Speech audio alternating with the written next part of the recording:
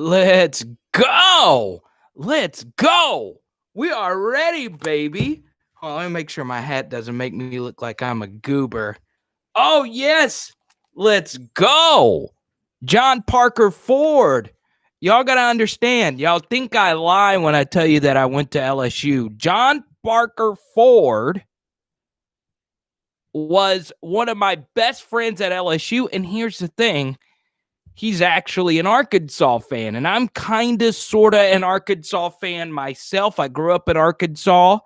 I want the Razorbacks to pull the upset over Florida tonight. The Gators will be without Kyle Pitts. But the big story today, folks, LSU football. Everyone is saying LSU football is scared of playing Alabama. And here's the thing. There could be some truth behind that. But this is why people never make rational sense, okay? I always ask people, what is the biggest driving force behind college football? Can someone explain this to me? What is the one reason why college football is as big as it is now? Of course, it's the fans. Of course, it's the players. Of course, it's the coaches. But the number one thing that will always drive college football is money, okay? And here's the thing, all right? LSU doesn't have much money coming in this year. Now, they do have a lot of money. I'm not saying LSU, everyone should throw a pity party for them. But trust me, knowing what's going on behind the scenes at LSU, they have lost a boatload of money. So guess what happens when you don't play Alabama? Well, you could potentially lose a home game, and you could lose the little bit of revenue you actually make this year. So Don is in here, and trust me, we got a lot of Bama fans that watch us. There's also a lot of Bama trolls that's like, LSU is scared to play Alabama. You're right. LSU would probably get killed right now by Alabama. No one's denying that. There's not a single LSU fan that thinks otherwise. But to say that LSU is dodging Alabama? Are you kidding me? Trust me, Scott Woodward, the athletic director, is doing whatever he possibly can to get this game played. And thank you so much. We already have a super chat. Cuban Pan coming through in the clutch. And if you want to donate to the super chat, once you get the super chat, Cuban Pan, guess what? You can ask whatever you want. When you super chat, the floor is yours. If you want to talk, hey, Yusha from Ukraine did a super chat, and he wanted to talk country music. So I chatted country music. Okay? So Cuban Pan donates here. He wants to talk about recruiting. Let's talk about recruiting, okay? So the big recruiting story for right now, obviously, some really good news. Savion Byrd, a 4-star offensive tackle, good friend of Garrett Nussmeier, the LSU quarterback commit, has officially listed LSU in his top 5. Now, everyone is saying Oklahoma. All right? Everyone's saying Savion Byrd to Oklahoma. Well, here's the thing. Our friend John, who keeps me up to date on everything recruiting, guess what? He's also pointing out something very important. And I say thank you, Tommy, for the donation. It means a lot. And Tommy, in just a moment, we're going to let you have the floor. But to answer Cuban wants to talk recruiting. Here's the thing. Oklahoma's running out of space too. And there's a lot of kids late in the cycle that wants to go to Oklahoma, including offensive guard Bryce Foster, who LSU is also after. Tristan Lee. If a lot of people say if Tristan Lee doesn't go to LSU, he's going to pick Oklahoma. So Cuban Pan wanted to chat recruiting. And before we get to Tommy, that is the big thing you need to look for in recruiting. Okay? Can LSU get another offensive lineman? But the even bigger story in LSU recruiting, everybody wants to know who's going to get processed. And look, we got another donation. Amacat, I deeply appreciate that. And Don, once again, Bama trolls have to infiltrate LSU live streams. You guys, you want to know why Bama trolls have to do that, like Don? Because they want to be us. You see, Alabama doesn't have the same culture as LSU. Alabama is a boring crimson and white. Oh, how many schools are red and white? You see, Alabama schools and Alabama fans wish they were us.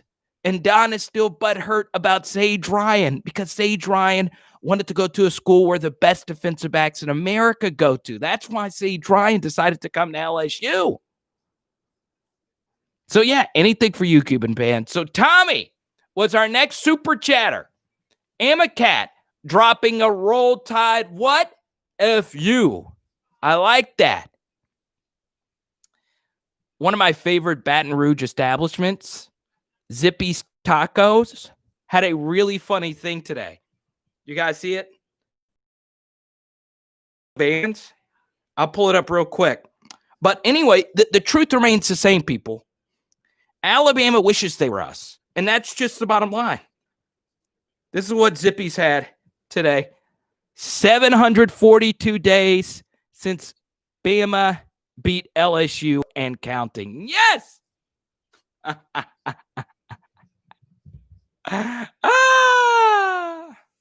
Hey, I'll tell you this.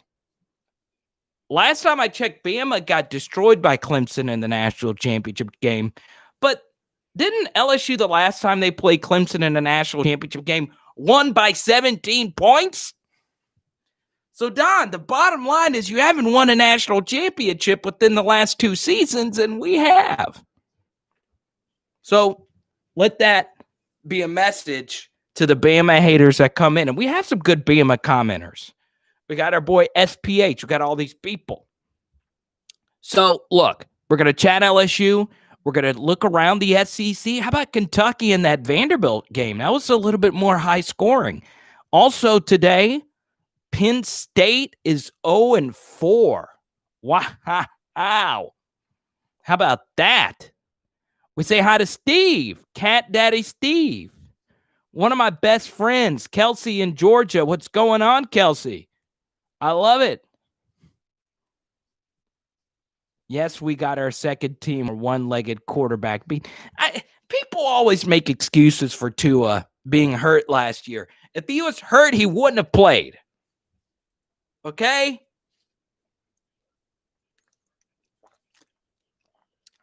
So, look. I want to chat the Arkansas-Florida game because those are 2 teams LSU still has to play.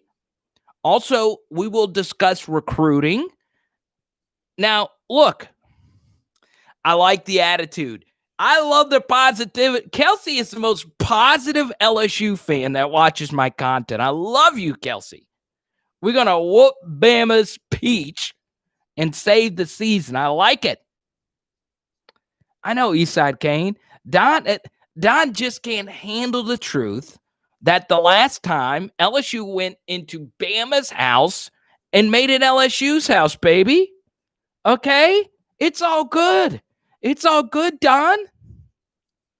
So, I want y'all to see this. Not only do we have our LSU gear, this is also a Tiger Woods household. I know he's not close. I know a lot of you have been watching the Masters. I don't really watch. All my friends do. I can't just sit down and watch golf unless it's the Ryder Cup. I watch all the Ryder Cup, or it's the Sunday of a major and it's close, or if Tiger's in it. Okay? So I can't really just sit and watch the Masters.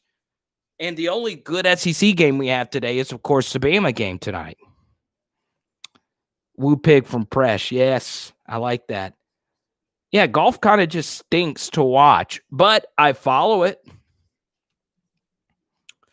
So let's go to Amacat. He made a donation.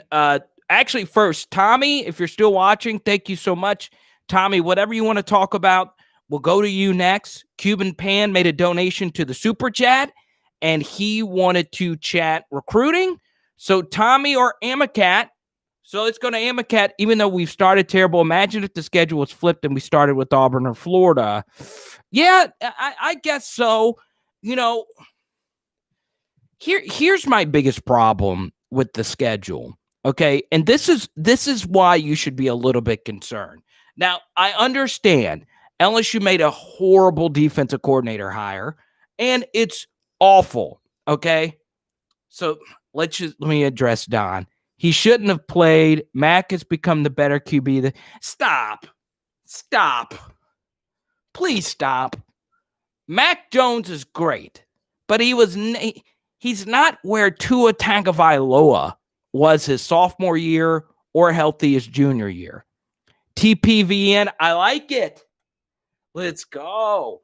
But anyway, here's my biggest problem with talking about the LSU schedule, because I've gotten this question a lot. All right. Or what's up, Yusha from Ukraine?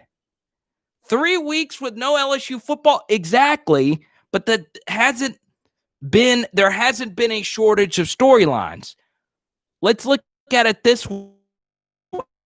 All right. Saturday's not over. Okay. The last 2 Saturdays have been huge LSU Saturdays. Last Saturday, Derek Davis Jr., top 100 safety. The week before, LSU got the best safety in America. Okay? Oh, Ryan, are you kidding me? Okay. Fields and Lawrence better than Burrow and Tua? We're not going to have Ryan. Okay, obviously your taste in quarterbacks are pretty good. You have Patrick Mahomes as your avatar, even though Russell Wilson's better. But I don't want this to be an NFL chat. But if you throw the GOAT's name out there, okay, Joe Burrow, the greatest college, statistically speaking, quarterback of all time? No, stop it. Okay, and I saw them earlier trying to compare Kyle Pitts to Joe Burrow.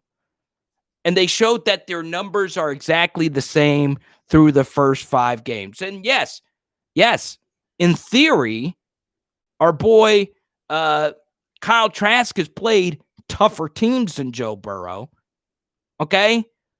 But nobody is Joe Burrow. Okay? The only single season quarterback that comes close to Joe Burrow, who you could actually make a case is better than Joe Burrow, is Cam Newton. Okay? That's it. Now, if you want to have a discussion if Justin Fields or Trevor Lawrence will be better pro quarterbacks than Joe Burrow, even though that's also a wrong opinion, we can have that opinion. Okay? But I'm not going to sit here and let people say that Justin Fields and Trevor Lawrence are better than Joe Burrow and Tua. That's just not true. Okay? Not in college. Because here's my biggest problem. And Justin Fields is incredible. Okay? Trevor Lawrence is really good. And he's an all-time great talent. And out of all the quarterbacks, he's easily the best athlete. Probably the best runner, probably the best thrower. But of those quarterbacks, he's the worst. He doesn't play well against the best teams. And if you actually watch the throws that Trevor Lawrence has made against his better competition, those throws have more to do with play design. Go back and watch Clemson versus Miami earlier this year. Miami, a really good football team, 7-1. Miami got killed because they couldn't stop Etienne. And Trevor Lawrence threw a couple of screens, and that's what broke it out. But Trevor Lawrence still hasn't played well against an elite defense outside of Alabama in the national championship game. And that happened his true freshman year. Okay? And this is what fires me up the most. Okay, this subject. I went on quite a few national shows last year to preview the national championship game. And I said over and over that the biggest difference between Clemson and LSU, okay? And I appreciate you, Tommy, for the Instagram message. I appreciate your support. You and your wife, Tracy, I really do. So the biggest difference in the national championship game, okay, was Joe Burrow and Trevor Lawrence. That was the biggest gap between the two. Both teams had great receivers. Both teams had great running backs. Both teams had great offensive lines, great defensive lines, great linebacker cores, great defensive backs, and both teams had great quarterbacks, but LSU had an all-time great quarterback, and Clemson had a very good, overhyped quarterback. That is the biggest difference, okay? Trevor Lawrence doesn't suck, but he's not great. He simply is not great. He's not in the discussion with the Joe Burrows, with the Marcus Mariotas. And I'm not just saying that because he hasn't won a Heisman. I'm just saying he's not in that discussion with the Lamar Jacksons, and the list go on and on. To me, he's not an all-time great college quarterback. And I know his season has been impacted with everything that's going on. He didn't get to play against Notre Dame. I totally get that. But the truth remains the same. Trevor Lawrence is not in the same breath as Joe Burrow. He's just not. He's not. Now, if you want to sit here and say Trevor Lawrence athletically is better than Joe Burrow, you're probably right. He's probably faster, probably has a bigger arm, but that doesn't mean he's a better quarterback, okay? Bottom line, I get fired up over this because what happens is we begin to imagine who's the better quarterback. And if you imagine, you think athleticism and strength, okay? Where Trevor Lawrence is better in both of those aspects. But Joe Burrow's a better quarterback, and it's not close. It really is not close. Justin Fields is closer to Joe Burrow, and it's not just because they both played at Ohio State. Justin Fields is actually really good. But anyway, thank you so much, Steve. Thank you so much, Tommy. If you are enjoying this, we have 29 people in here. I know it's an off week. We're not going to have a huge live stream. If you are enjoying this, please hit the thumbs up and send this link to someone that you think would enjoy watching it. It's a bye week. The college football on right now kind of sucks. Boston College has been semi-competitive with Notre Dame today. So what? Jameis Crab Legs Winston. Jameis was great. Jameis had bad offensive lines at Florida State. Let's see. TB12 is still the GOAT. 6 Super Bowls. Hey, you know what's funny about Tom Brady? If you want to talk about all-time great quarterbacks. Playoff efficiency-wise, Drew Brees, as far as quarterback rating per game, is a better playoff quarterback than Tom Brady. Those are just the stats, okay? Tom Brady played with an all-time great coach in an all-time bad division, okay? Who was the best quarterback that ever was in Tom Brady's division? And the more you think about it, the more the correct answer is freaking Chad Pennington. Chad Pennington is the greatest AFC East quarterback during Tom Brady's reign. Now think about that, okay? Wins are what matter, okay? I totally agree with you. But that doesn't necessarily mean that individual quarterback success is based on that. Here's a good example, okay? Let's take Tom Brady, for instance. His greatest Super Bowl performance statistically was actually the game against the Eagles, where he threw for 500 yards. He didn't have a running game. And with Nick Foles, Bill Belichick, for that one Super Bowl, had a lousy defensive game plan. Now, that was the only Super Bowl of the 9 where Bill Belichick was awful on defense. The other 8, he was really good. But Tom Brady threw for 500 yards, but he lost. Same thing with Peyton Manning, okay? It's a myth that Peyton Manning was a bad playoff quarterback. But ironically, in the Super Bowl, okay, you can go look this up, all right? And my numbers might be off here. But in his Super Bowl run, Peyton Manning, in the 4 games that they won, and I'm talking about a Super Bowl with the Colts, he threw for 3 total touchdowns. Not 3 in each game, 3 total touchdowns. I think it was 3 touchdowns and 8 interceptions. He didn't have a quarterback rating over 80. Marvin Harrison didn't score a touchdown. So quarterback wins in the playoffs oftentimes don't coincide all the time with great quarterback play itself. In fact, the Patriots won a lot of AFC South and AFC Championship games with Tom Brady playing very lousy.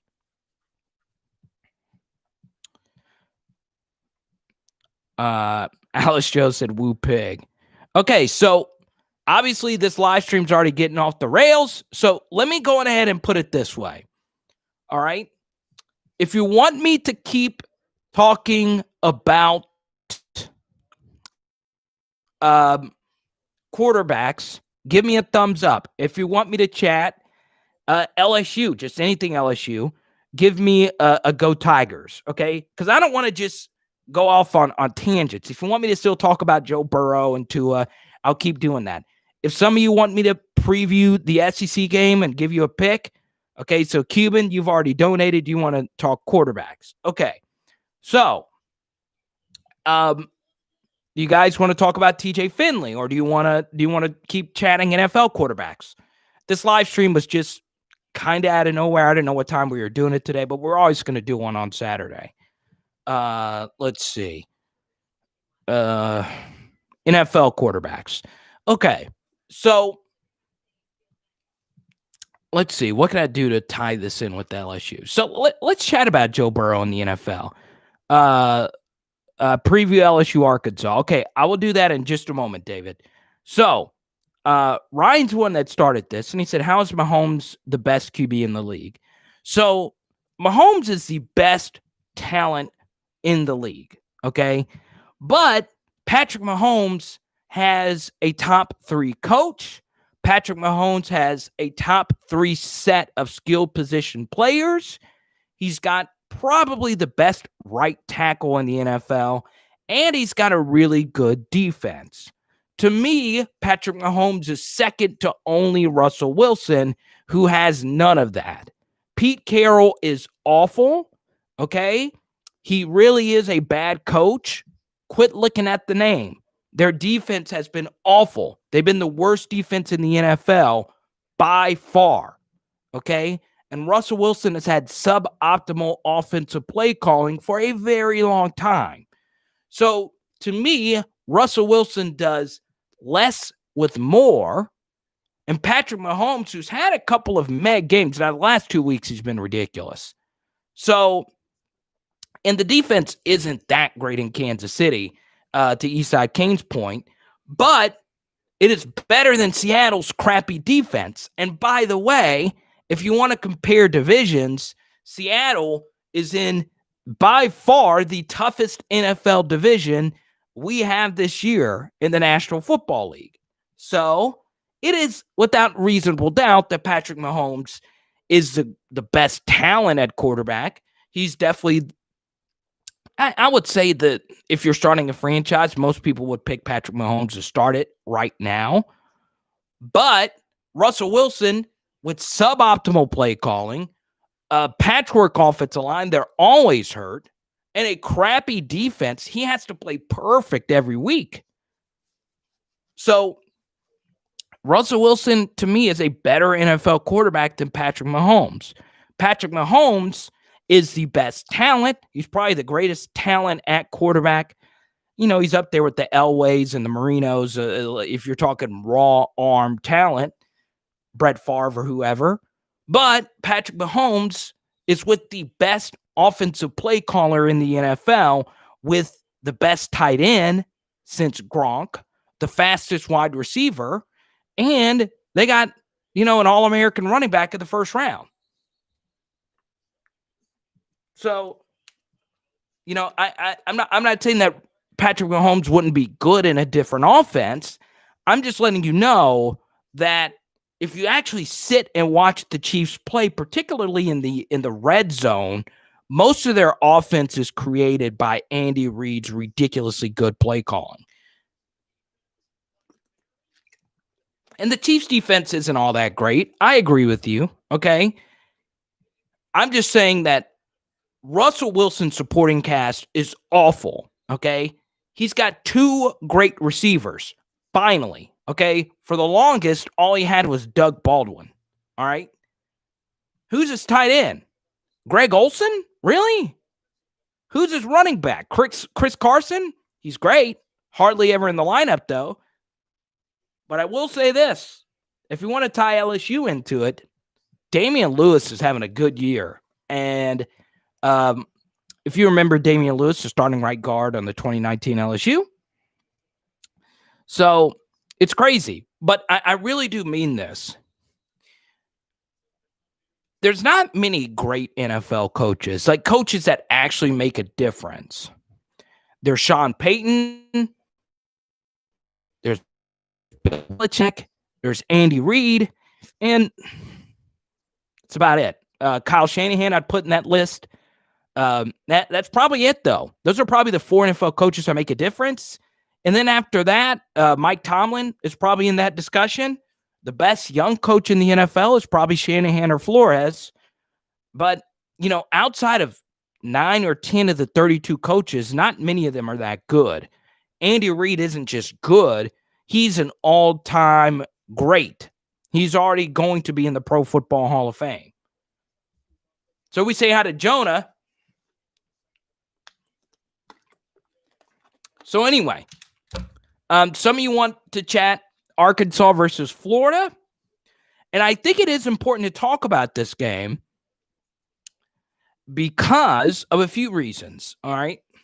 The first is that if you are an Arkansas fan, and some of you are watching this, I grew up in Arkansas. I like Arkansas's team. I like what they've done. And LSU's got to play Arkansas in Fayetteville at 11 in the morning. Okay. I'm going to let you know this. Fayetteville is in the mountains. Okay. It is and it's not necessarily higher altitude. It's not like going to Colorado, but Fayetteville feels really different. It doesn't feel like the other SEC campuses. It is just different. And people that have been there, you know what I'm talking about. So, I say this, and TPVN, we'll get to your comment in just a moment about the Saints. I say this because Fayetteville's never been a place where LSU has particularly played well. Even in 2018, when Arkansas was the worst team in college football. So that's going to be a really tough game for LSU. And what I want you to watch tonight, so Arkansas doesn't have their coach, Sam Pittman, because he tested positive. So they will be coached tonight by the best defensive coordinator in the SEC this year, Barry Odom. And what I want you to do, if you're actually watching Arkansas versus Florida, which kicks off here in 30 minutes, you notice I talk about this a lot. Discipline, all right? LSU's defense does not have good discipline. And what I mean by that is just being in the right spot. How many times have you seen LSU? And in every game it's happened, even against Vanderbilt. And most notably, it happened against South Carolina. They just couldn't finish drives. Okay? What I want you to do when you watch Arkansas tonight, and they're going up against Dan Mullen, who is probably the best offensive mind in the SEC. You can argue Lane Kiffin. You can argue a few other people. But Dan Mullen's probably the best offensive mind in the SEC. And LSU fans, you know very well how good of a coach Dan Mullen is. So, one thing you will see from Arkansas is defensively, when you score on them, you've got to beat them. And what I mean by that, LSU's defense, whether it be against Missouri or whoever, gave up so many easy touchdowns. All right. Just wide open, untouched receivers that got into the end zone. Arkansas's defense makes you work for everything. Part of it is because they're experienced, but part of it, and the main reason, is because Sam Pittman and his coaching staff is simply better than Ed Orgeron's coaching staff this year. And there's no disagreement there. Arkansas, which is not even a top 20 recruiter, has 3 wins. LSU has 2. So that should never be the case. But the reason why Arkansas is good is because they don't beat themselves. And what you're going to see tonight against Florida, and why 17.5 is a pretty crazy line, is that at the very least, Arkansas is not going to give up wide open touchdowns against Florida. Now, look, Florida's got better athletes, but they're missing Kyle Pitts. Now, I know Tony is a great receiver, and Florida's got good running backs and have a good quarterback, but I'm telling you, Arkansas, when they played Texas A&M, they looked outmanned. They looked a little small in the trenches. Felipe Franks has played better than a lot of people have expected, and Arkansas's got some good weapons on the outside. So, it's interesting when you watch them play, because when you watch Arkansas play, they play hard and they're buttoned up and they're smart. None of those guys defensively are like burners either, okay? Jalen Catalon's the best safety in the SEC. Morgan's a good linebacker. Jonathan Marshall's a good defensive tackle. They're going to have their hands full tonight, but they're good. They're not spectacular. They're not going to beat you. Joe Burrow versus Oklahoma style. They're not gonna bludgeon you. But if you're going to win, you're going to have to beat them.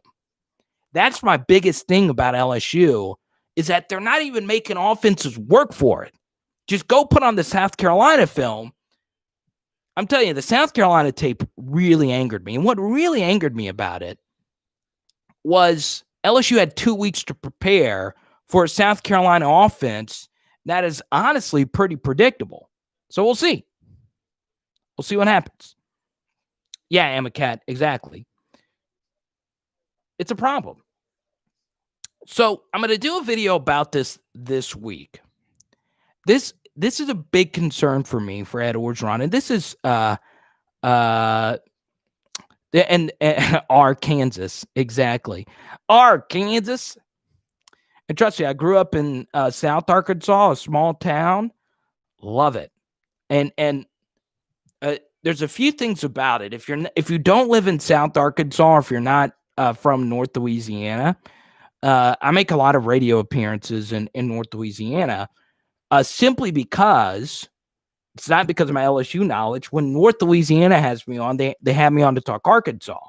And the reason why is because there's a lot of Razorback fans that live in Ruston, live in Haynesville, live in Shreveport, West Monroe, those areas. There's a lot of Razorback fans that not only live there, they commute to work there, they shop there.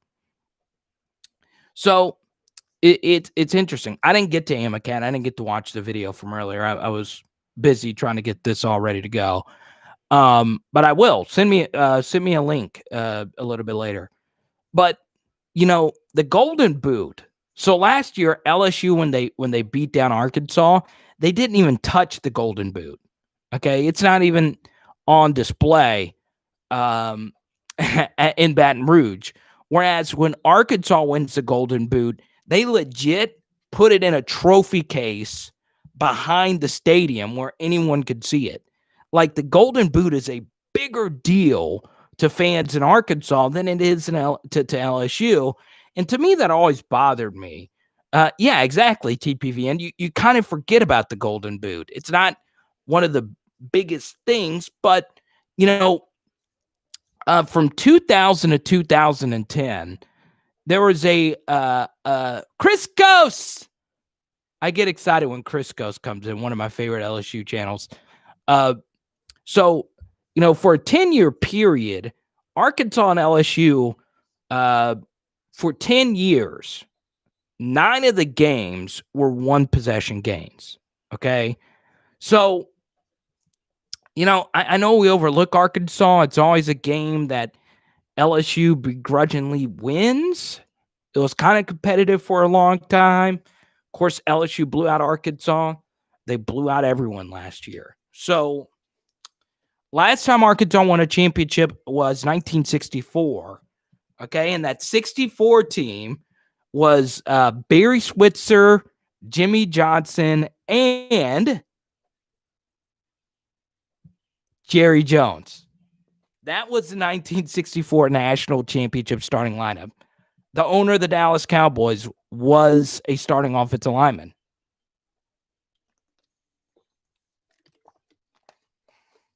So that's why Jerry Jones donates a lot to Arkansas. So, and that's why Arkansas and A&M play every year in Jerry's world, because Jerry wants a Razorback game in there every year. So it is what it is. Yeah, they get involved with the Cowboys. So, it's weird. And I know the Jones family actually pretty well. But yeah, we'll get back into recruiting. It's a good comment for Austin regarding the LSU offensive line. We'll get to that in just a moment. Once again, a quick break here. We are 30 minutes into it. Don't forget, if you want to make a donation, you can go to my Twitter, you can go to my Venmo or my Cash App. That is at Carter the Power. I get 100% of those fees. It's free to send me money on there. Or you could super chat. YouTube gets a cut of that. I'm fine with it. And when you get a super chat, or if you send me a Venmo or a Cash App, we talk about whatever you want to talk about. So if you want to make, we had someone drop a $50 super chat. If you want to make a big donation and you just want to talk LSU recruiting for the next 20 minutes, I'm more than happy to do that. Final thing on Arkansas, though. The Golden Boot matters to a lot of people in North Louisiana and a lot of people in South Arkansas. And that's why it bothered me that the Golden Boot rivalry is not a big deal, because both Arkansas and LSU are the only Power 5 schools in their respective states. Everyone in each respective state loves those teams, even though a lot of us live 4 hours from campus. So if you're a North Louisiana LSU fan, or if you're a South Arkansas Razorback fan, guess what? Okay? This rivalry meant more to you than it does most people. Yeah. So you got to understand, if you live, like for instance, if you live in Lafayette or if you live in New Orleans, doesn't mean so much to you as if you lived in Monroe or Ruston, where you see a lot of Razorback fans, where a lot of Razorback fans come and shop at your stores, which they actually do, believe it or not. So, and vice versa. A lot of North Louisianians come to South Arkansas for various things, for jobs, for work. And that rivalry tied those parts of the state together, even though those parts of the states are so far away from campus and the actual football program. So that's what really sucks about the rivalry not being what it is. And ironically, Ed Orgeron is heavily tied to Arkansas football. He spent some time there. In fact, when Ed Orgeron was unemployed, Brett Bielema actually, had him on, not necessarily on Arkansas staff, but he would visit Fayetteville quite a bit. And Ed Orgeron's now ex-wife, Kelly, had a lot of family in Northwest Arkansas. So, Felix and Darren McFadden, one of the craziest duos. Now, this is interesting. Cat brings up Casey Dick, okay, who beat LSU twice. And Casey Dick is one of the worst quarterbacks in SEC history, except when he played LSU. It was a weird thing. So, it's ironic you bring up Casey Dick, okay?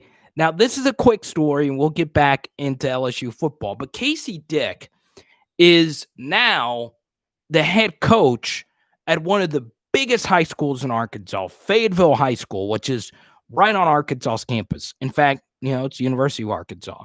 So Fayetteville High School is the same way like U-High is in Baton Rouge. It's basically on Arkansas's campus. So in a playoff game last year, Fayetteville High, and last night, this actually happened last night, and it's on my Twitter profile at Carter the Power if you want to see this. And Chris goes, I do. My dad goes to more, but I'll get to you in a moment. So Casey Dick last night, the head coach of Fayetteville High School, a home playoff game on 4th down with 10 seconds left to go on his own 15-yard line. His team was up by 2, okay? His quarterback took a knee, and there was still 1 second left in the game. And on the 4th down knee, the possession changed, and they allowed, I believe it was Central High School in Arkansas. Central got to kick a field goal to win the game. It was the most idiotic piece of head. Oh, Chris goes, I'll tailgate with you any day, man. Where do you normally set up? I'm interested. If you up, I will happily come to your tailgate, Chris goes. Anybody whose name is Chris Coast has a fun tailgate. So anyway, this comes weeks after Casey Dick lied to the parents of his own players about their own testing protocols with the pandemic. So Casey Dick legit has been, you-know-what when it comes to coaching. But legit, that was the worst coaching I've ever seen last night. To take a knee on your own, and I saw what he was trying to do. He was trying to run the clock out. They took a knee. There's still 2 seconds left. So Eastside Canyon was so funny. So if you want to see it after the live stream, go to at Carter the Power. So let's see. John Ford said the only thing Casey had going against him was that he wasn't. Yeah, Nathan was really bad. After losing LaRon Landry to the NFL, I knew we couldn't, right? I actually heard a story about LaRon Landry going up against Darren McFadden.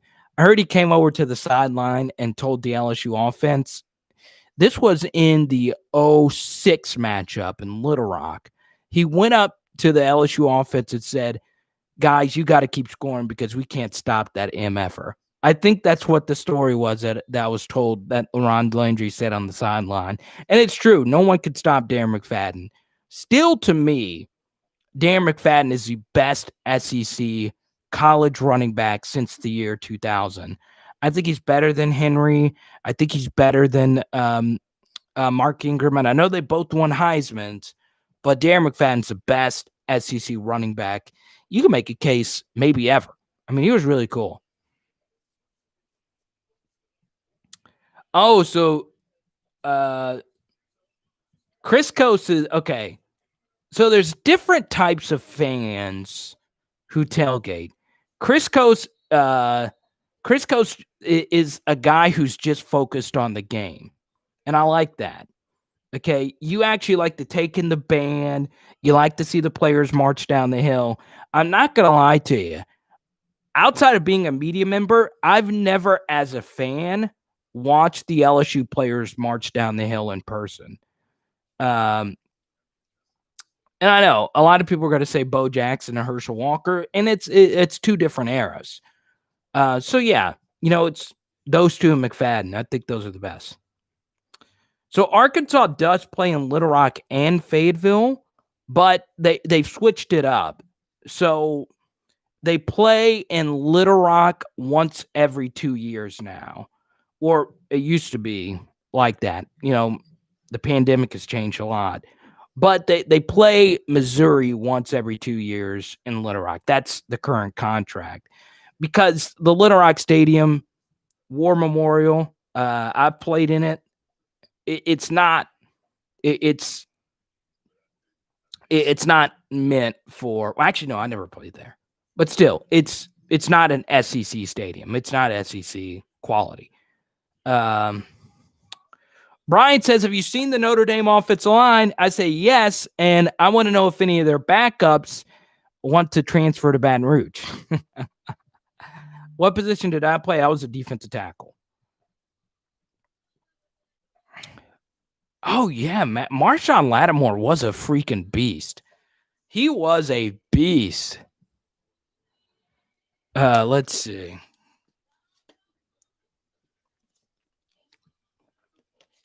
So Chris Coase is an actual LSU fan. So and I know some fans that are like this, okay? Lattimore fell off because Steve Spurrier gave him 50 carries a game as a true freshman. No true freshman should get 50 carries a game.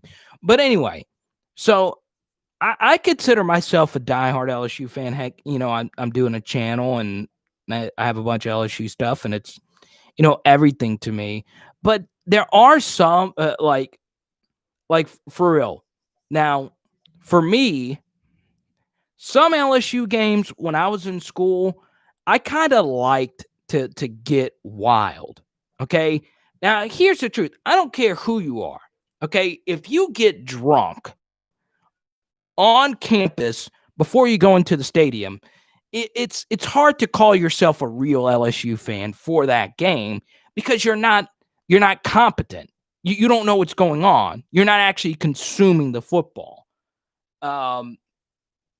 So for instance, now Chris Coase, I don't know how you are personally. I know a lot of my friends, they can't drink before the game. Okay. I'm the opposite. All right. When I was an LSU just student, oftentimes I was covering the games for student media. But for some games, when I was just a fan, like for instance, let's see. Does anyone remember the Mississippi State game where Craig Lawson returned a pick six to cover the spread? Does anyone remember that? Okay, it was a trash pick six. And what I mean by trash, it was like a backdoor cover pick six. I'm telling you, crap. Abita had a tailgate. Yeah, all right. So Chris Coase remember. Chris Coase, you remember every second of every game. So basically, Craig Lawson, who was actually living in the same apartment complex, he was a really nice guy.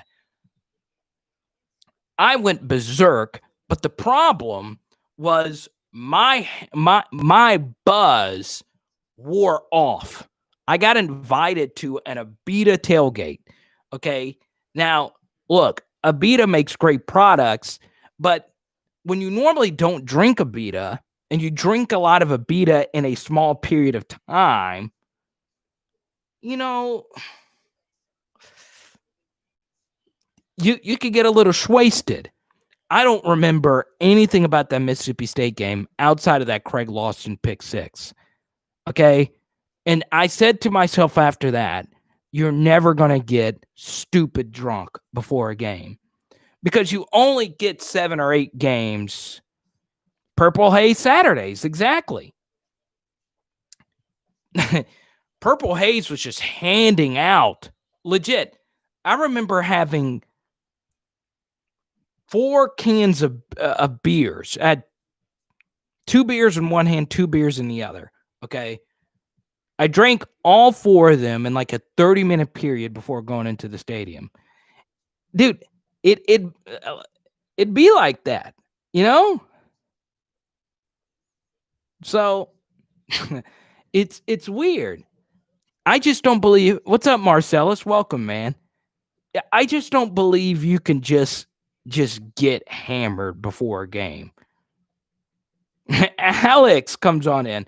I got super drunk during the LSU Tennessee and got into a Ted versus. What? Alex, I didn't expect this story to come out. A 10 versus 4 brawl? A rain brawl?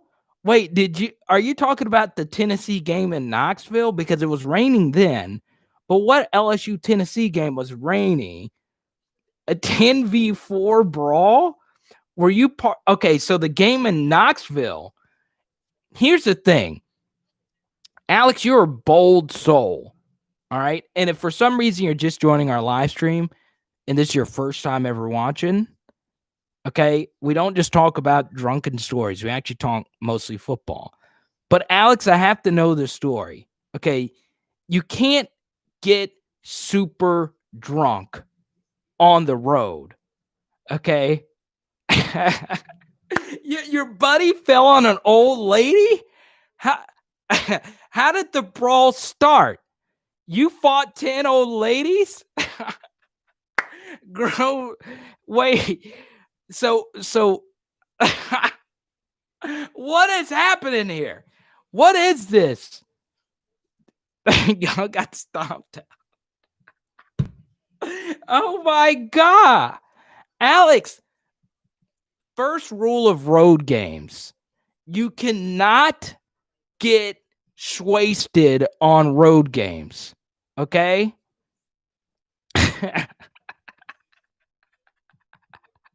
Oh my God. And then you get okay. Fan days on Sundays. Okay, I see what you're talking about. Oh. Yeah, you're right, Yusha. But Alex, that's crazy. So your drunk buddy fell on an old lady. We got mouthy, ended up getting smashed in the face. All of us had black eye. Yes, you got to understand. Okay, Mark, about time. Drip's here, everybody. Everybody, welcome Drip.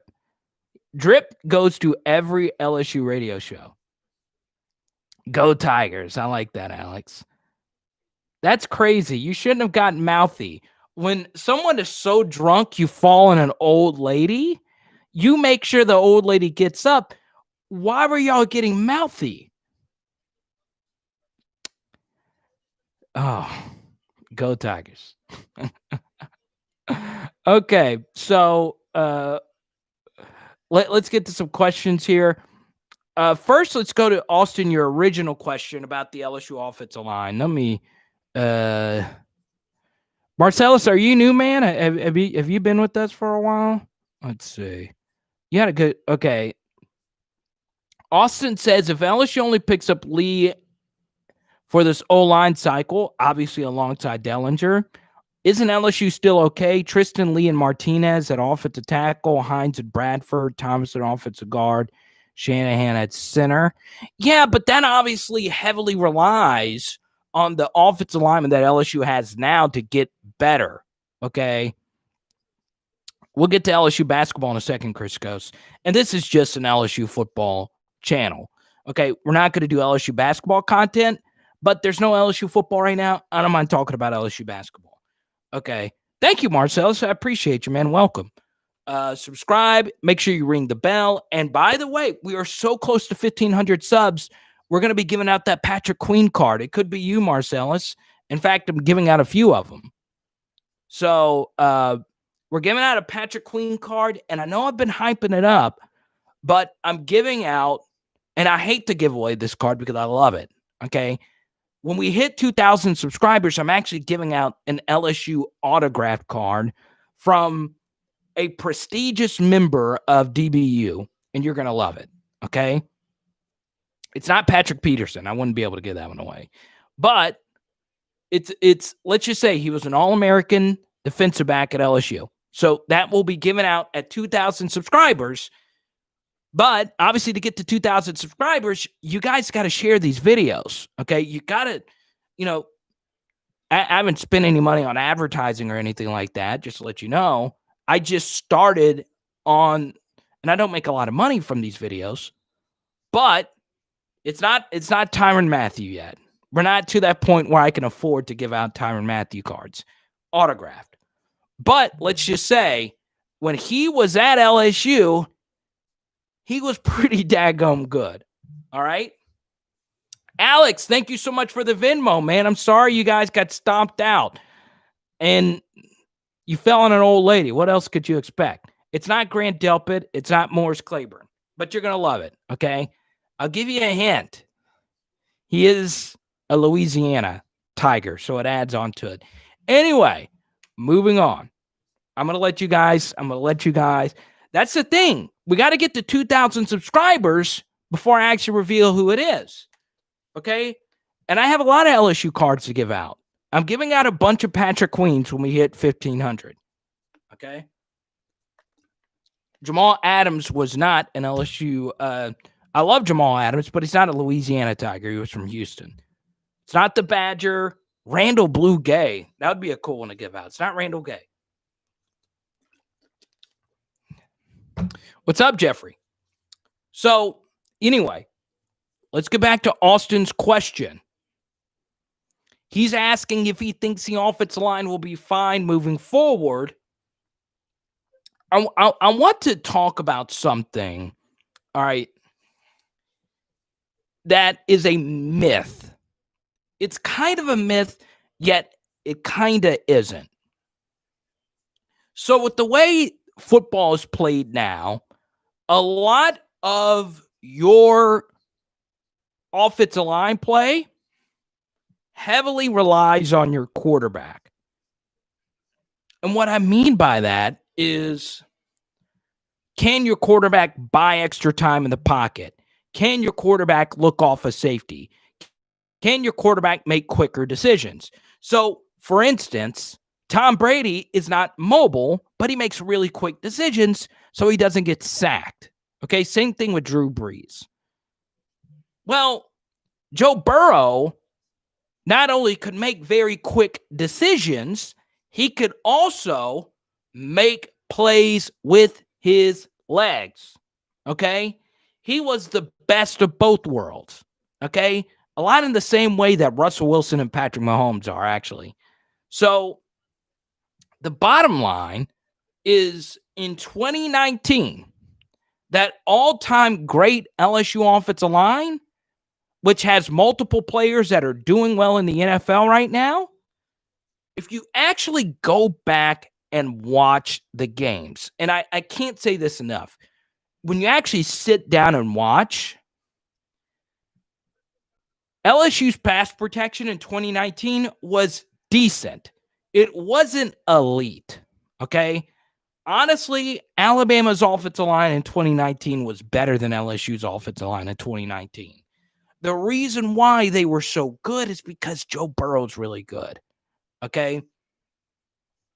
So what is the one thing that the 2019 offensive line, because a lot of you send me complaints all the time about the offensive line. We need better pass protection. So here's the biggest thing, okay? The 2019 offensive line and the 2020 LSU offensive line have one thing in common. Even though there are 4 new starters on the 2019 LSU offensive line, or excuse me, the 2020 offensive line compared to the 2019 offensive line, you want to know what the one thing that both of those offensive lines have in common?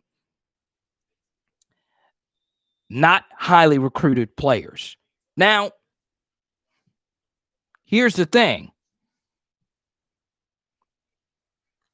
A lot of offensive linemen that are good aren't 4 and 5 stars, okay?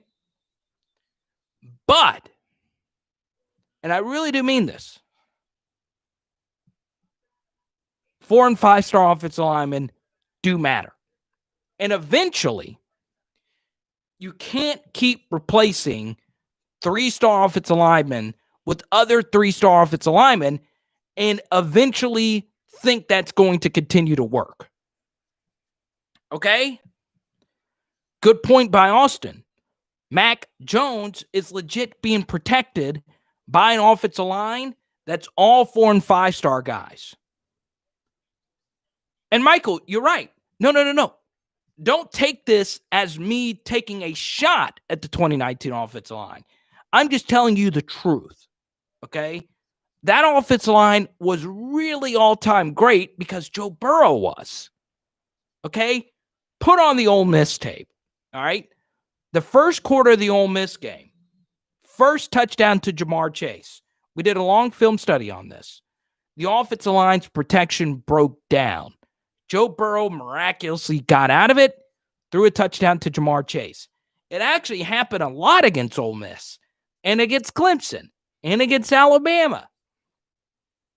It wasn't that the offensive line was bad. Those are good defenses. It's just that Joe Burrow could figure anything out. So what does this mean? Well, LSU's offensive line this year, okay?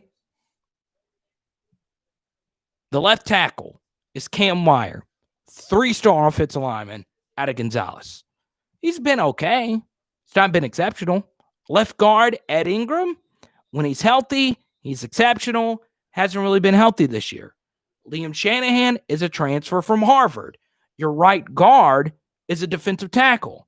Your right tackle is Austin Deculus. He's the only offensive line that starts that was a top 10 offensive lineman at his position.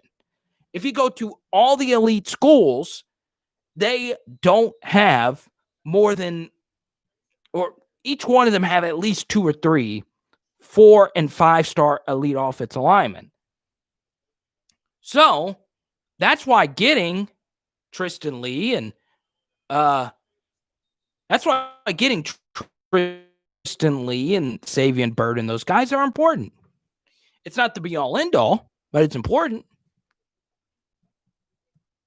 Let's see.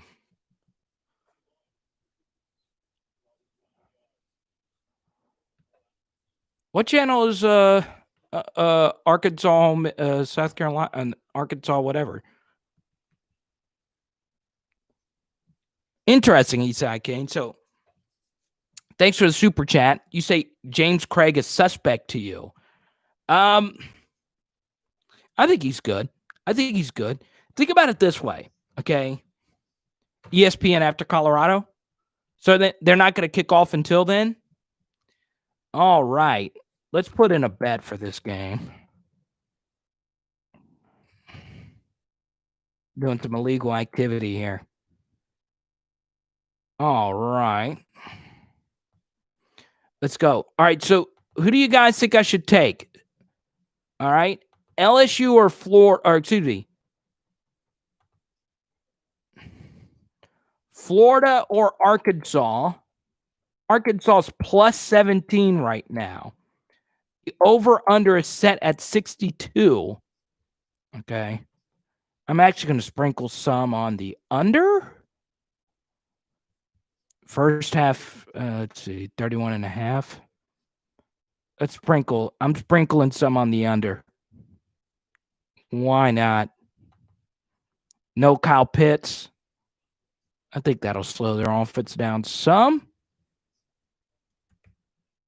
62, that's a lot of points. So should I take the under? Y'all let me know. Florida 30, Arkansas under. Florida under. It'll be great if so do y'all think the under's a bet? Y'all think the under's a play here? All right. We're taking the under. All right. We've got the under in.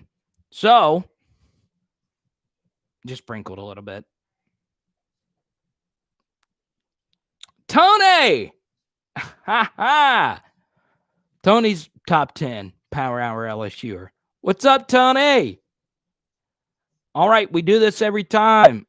John, so this is funny. I got 30. My life couldn't be better right now. I got 36 people watching. John Ford is a personal friend of mine. Tony, what do you do for a job? I'm interested.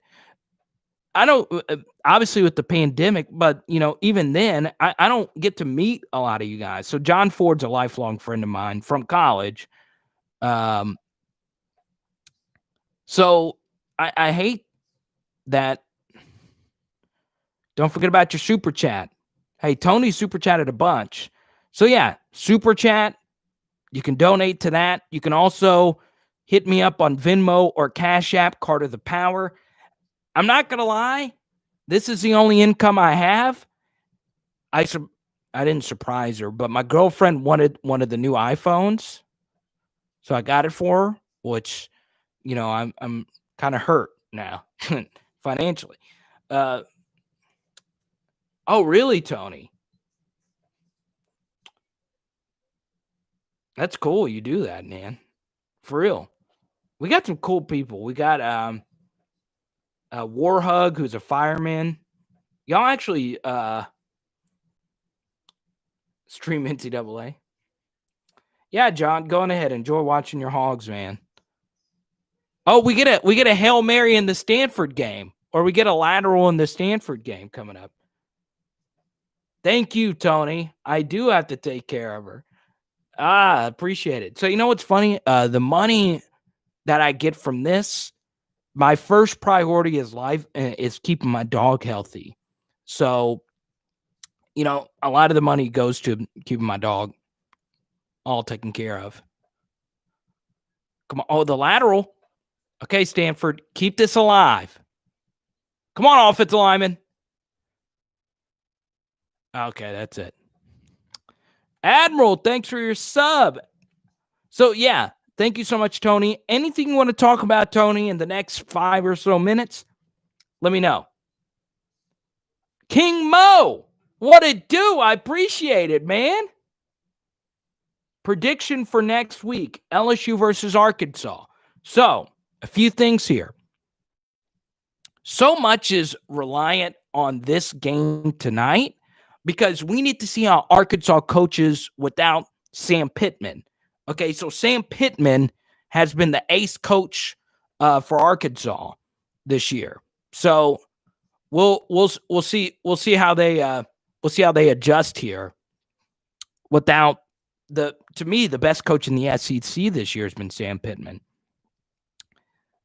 Stanford is trying. So my dog, Tony, thank you for the super chat, is a Pekingese Shih Tzu, and she normally makes an appearance later when she wants to bug me. I'm talking about her and my girlfriend. But yeah, my dog is a Pekingese Shih Tzu, and she's great. Her name's Bernie. Can I get some kind of state assistance? What state assistance? Let's see. What? Who else got Florida? I think Arkansas's going to slow Florida down. Arkansas's a second half team too. So let's see what happens. You have a miniature golden retriever with an underbite? Dogs with the little underbite are the best. They're the absolute best. So yeah, Tony, the floor is still yours. Anything you want to talk about, we'll talk about. Let's see. Ed Reed, Morris Claiborne, Craig Stelz, Ron Landry, Corey Webster, Mike Williams, Tommy Casanova. That's a good list of LSU defensive backs right there. Yeah, Pittman is out. He's not available tonight because he tested positive earlier this week. So I want y'all to watch Arkansas's defense tonight. They only rush. They play a very soft defense. They do a lot of 3-man rushes, and they keep everything in front of them. And they should have gotten off the field there. Oh, did he catch that? That's crazy. You have a 20-pound cat? So here's a question for Tony, super chat. So a 20-pound cat, that is crazy. So those of you who believe TJ Finley will start next week against Arkansas, type TJ, okay? CB from the 07 team, number 19, that is Jonathan Zenon, okay? If you believe Max Johnson will be the quarterback next week, type Max, okay? Are you TJ? Are you Max? Let me know right now in the comment section, okay? So tell me who you think will start. Okay, first we'll start. Who do you think will Ed Orgeron roll out there next week against Arkansas if we have a game? Okay? So a lot of you are saying TJ. A lot of you are saying Joe Burrow with the mask on. I wish. Oh, man. I would do anything for another Joe Burrow start. All right. So a lot of TJ, a lot of Max. Okay. So now that you told me who you think should start, tell me in your personal LSU expertise opinion, because if you're an hour into a live stream on a bye week. You know you're a diehard LSU fan. Who do you want to be the starting quarterback next week? TJ or Max? Okay. Who's number 16? Jake Plummer? Trevor Lawrence? So a lot of you want Max. All right. So I'm going to read your responses to this. If you believe Max Johnson should start over TJ Finley, explain to me why. What about Max Johnson makes you think he deserves to start over TJ Finley? Okay? Just let me know in the comment section below. We want Zach Mettenberger. Tell me why you think Max Johnson should be the starter. And I'm going to tell you why TJ Finley deserves to start. Because there's a difference between a disastrous start and making stupid mistakes. TJ Finley actually moved the ball. And I know it doesn't seem like it. TJ Finley actually did move the football against Auburn. Okay. Zach Van Rosenberg. Okay. Yeah, I'm with it, man. So TJ moved the football. Okay. He had the bad interception, but he actually made the right decision to throw the ball to Terrace Marshall there. It was just a bad freaking throw. The fumble was his fault. You just got to eat the sack. Okay. But outside of those two mistakes, TJ Finley moved the chains, made the right decisions, had a cheap shot that he had a cheap shot that didn't go his way. So, it is what it is. Max is more mobile. TJ should start, but I think Max should go in until he falls apart. But made dumb mistakes like Jamarcus Russell. True. I want TJ, I'm not going to lie, because I root for black QBs. Hey, LSU's had great black and white quarterbacks, whether it be Randall, Russell. We can have a discussion about Jordan Jefferson, but for the most part, he was good. Jordan Jefferson, for the most part, was a good quarterback. Was he exceptional? No, but he won you games. Ed says it's a close competition. Would like both quarterbacks to get starts. Max got only one touchdown against Auburn and is quicker on his feet. So, it's true.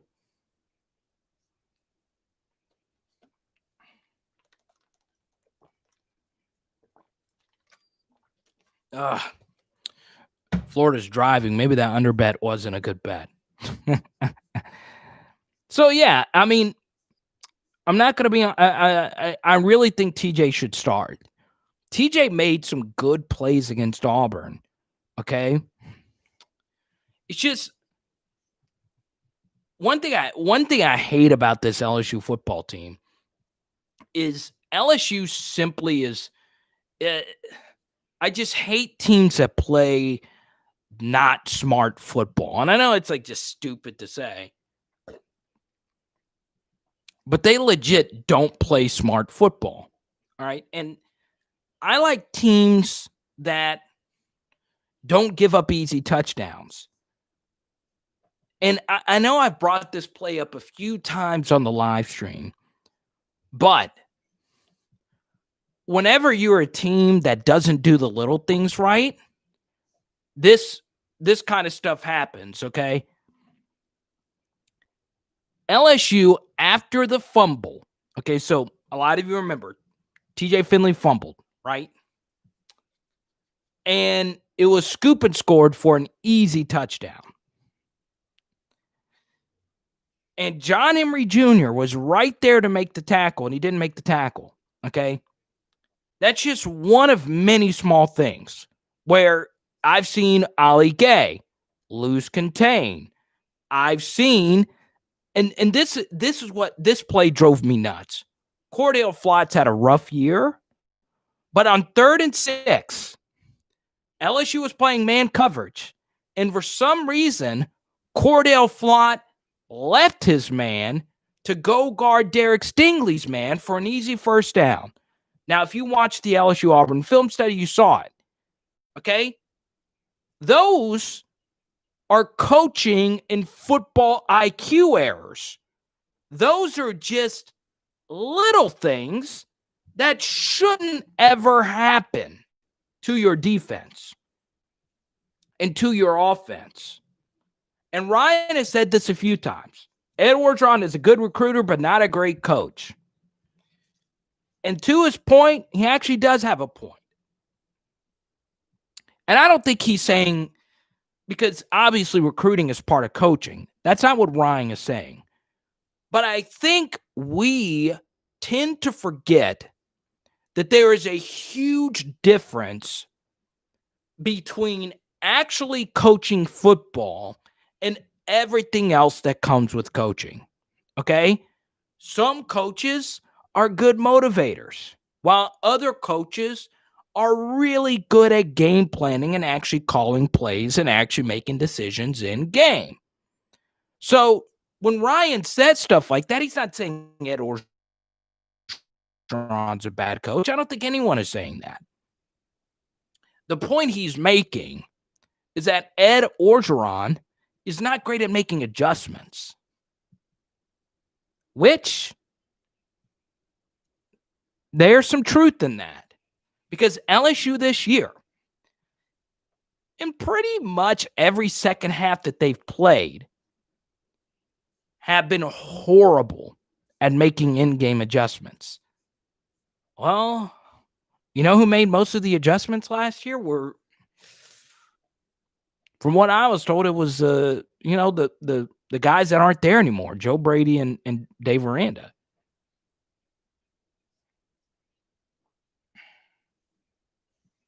So this week, I'm actually going to show you examples where LSU is not good in the second half.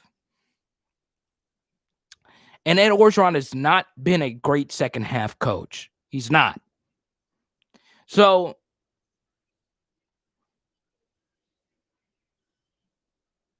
it's just true. Who do I have, Wisconsin or Michigan? Michigan's horrible. I would bet every single dollar you have on Wisconsin, even though their quarterback might not be healthy. Michigan's really bad.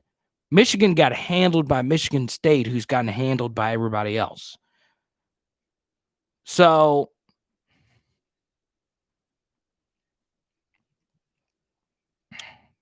TJ needs to tower and stay in the pocket.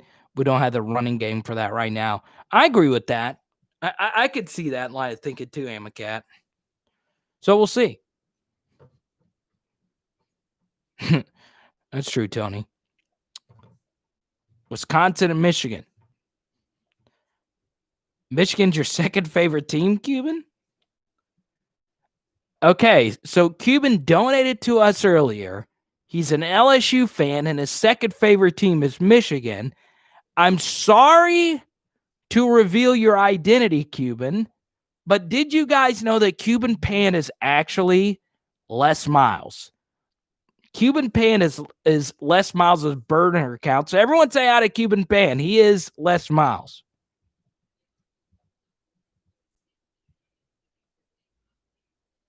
Let's see. Some of you guys have sent me Instagram DMs. Tracy and Tommy, thank you. I appreciate that. Everyone say out of Les Miles is here. Cuban, you can't. It's okay, Cuban. You've already revealed your identity. So let's see here. For you recruiting fans, all right. Zach Rice, 5-star offensive tackle, class of 2022. Okay? Take a look at this. His top 8 schools: Miami, Notre Dame, North Carolina, Florida, Oklahoma, Ohio State, LSU, and Virginia. Les Miles, the GOAT. Haven't heard that name since 2000. By the way, Les Miles is horrible at Kansas. They're awful. Tackle.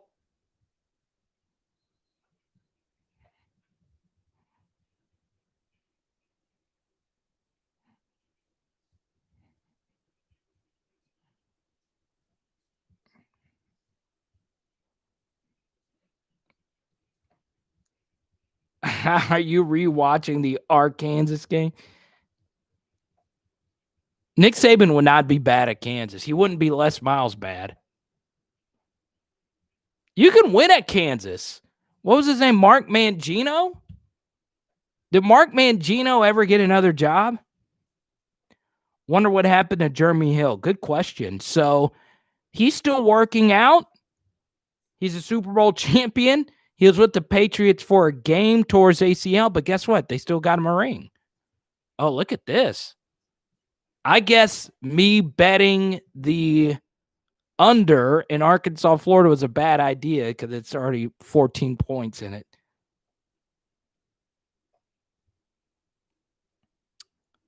Who's the Dan Lebitard, Abby?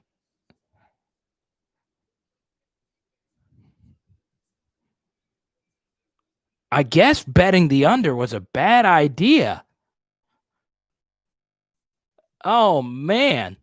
I guess I should not have bet the under in this game. I just threw away money.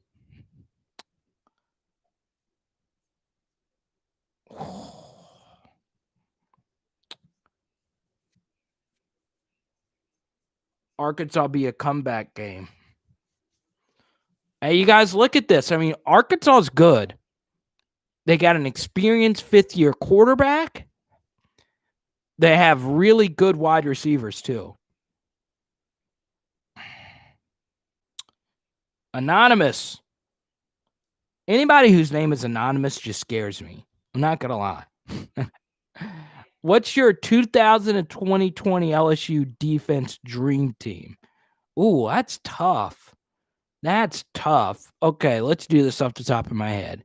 So a defensive tackle, let's get a defensive tackle, Glenn Dorsey and Chad Lavallee up the middle. Okay, we're running a 4-3 because LSU mostly ran 4-3 from 2000 to 2020. Okay. God, Anonymous, if I'm doing this for you, you better throw a super chat donation or hit me up on the Venmo. All right, because I'm actually going to do this.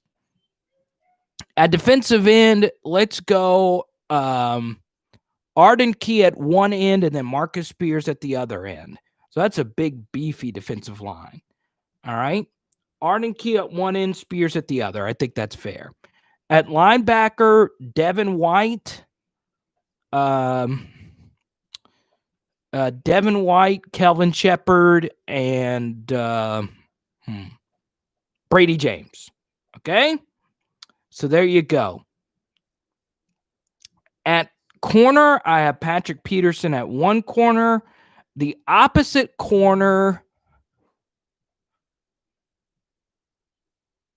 let's see. Patrick Peterson's definitely one. The opposite corner, Tyrann Mathieu. We're not running a nickel. Remember, we're running a 4-3. Actually, yeah. No, we'll just do that. And then at safety's probably the hardest. Okay. Jamal Adams at one safety, and then my other safety, I'm going to roll with Chad Jones there. Okay. Quan Alexander, I will actually take that back. I will take out, replace Kelvin Shepard with Quan Alexander. Don't tell Kelvin that because he was friendly to me in college. Pick three corners. Okay. So Mo, and then it will be Mo Claiborne, Patrick Peterson, and Tyrann Mathieu.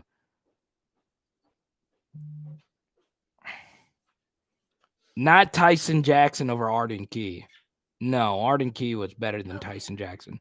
Even though Tyson Jackson was great, he wasn't Arden Key good. They were different. Trey White's tough. Actually, I take that back. I'll take Trey. I'm taking Trey White over Mo Claiborne. That's a good point, Michael. Trey was better. Trey was a better college player. Not by much, though. Not by much. Surprised Greedy Williams didn't get any love there. But there's a lot of guys. You know, you don't put Craig Steltz in there. You don't put Eric Reed in there. You don't put Kyle Williams was left off of there. Michael Brockers was left off of there. Sam Montgomery was left off of there. So,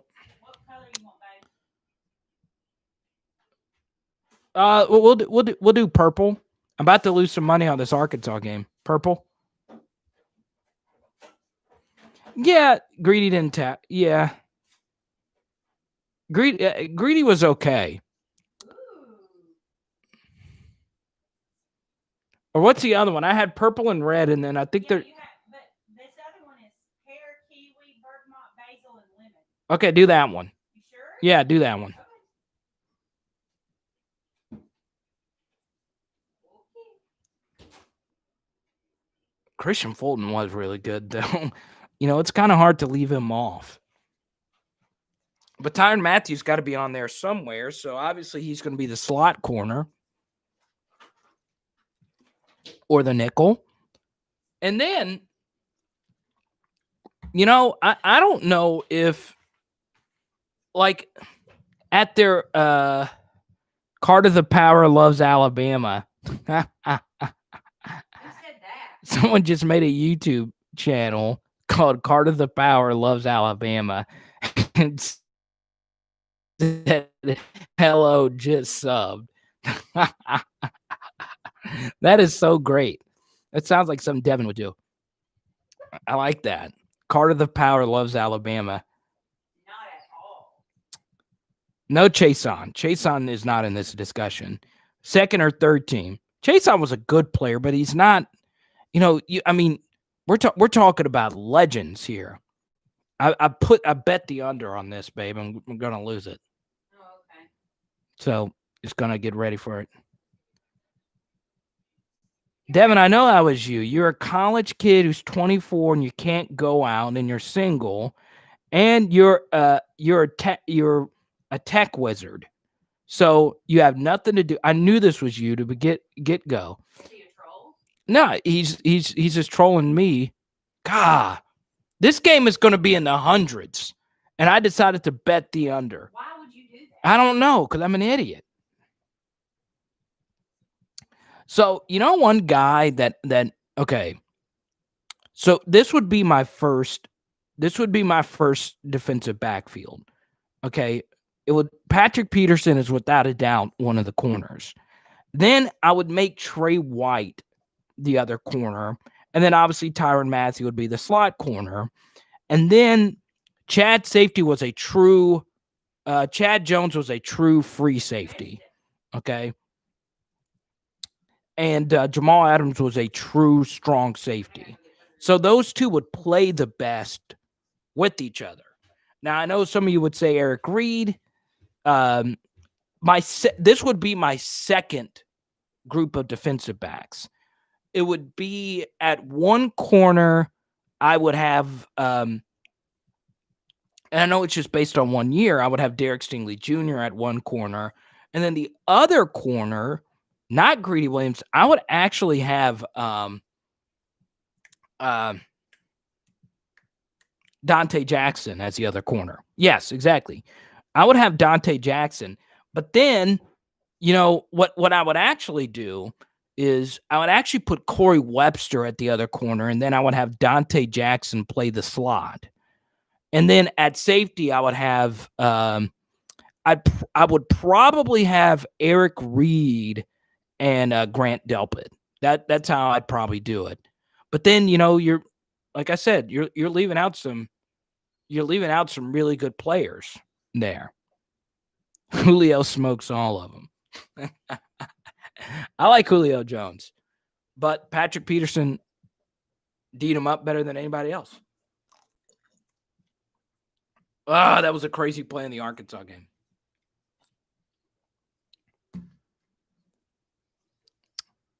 Laron Landry was a beast, man. Oh, yeah, Laron Landry. Forgot about Laron. How can you forget about Laron? So, yeah, it would actually be Laron and then Eric Reed at those two safeties. So,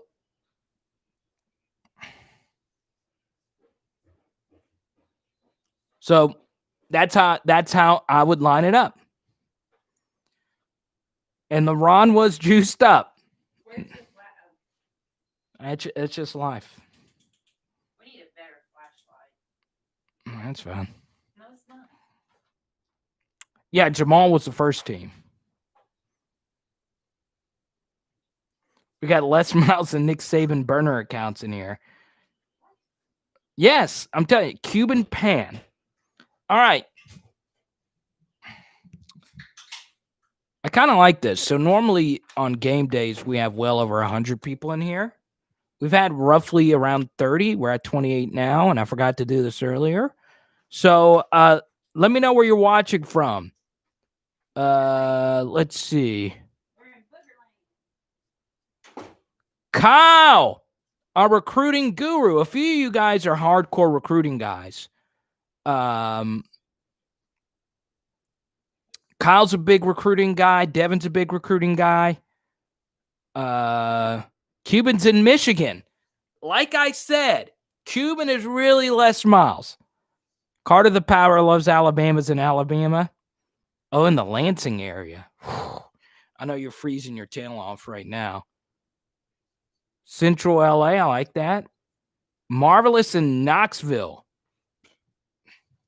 Mark Norman's got a great joke about Knoxville. I've been to Knoxville once. The 504 TPVN. Where do you live in New Orleans, man? You can't. I don't like when people just say New Orleans. Are you from the West Bank? We got a lot of Bamanites in here. What's up, Michael?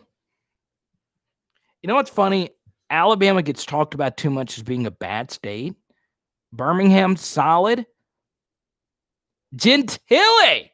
Ha ha. Oh, 30 degrees is not bad. Oh, it's bad for me. I'm a little wuss. Oh, we got a 7th ward in here. I like that.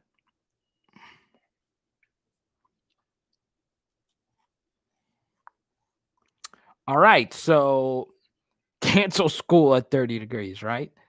It's Les Miles cold. I just can't believe Les Miles is in this live chat right now, just hanging out. The hat. I got asked this question before. What did I have a relationship with Les Miles? Not really.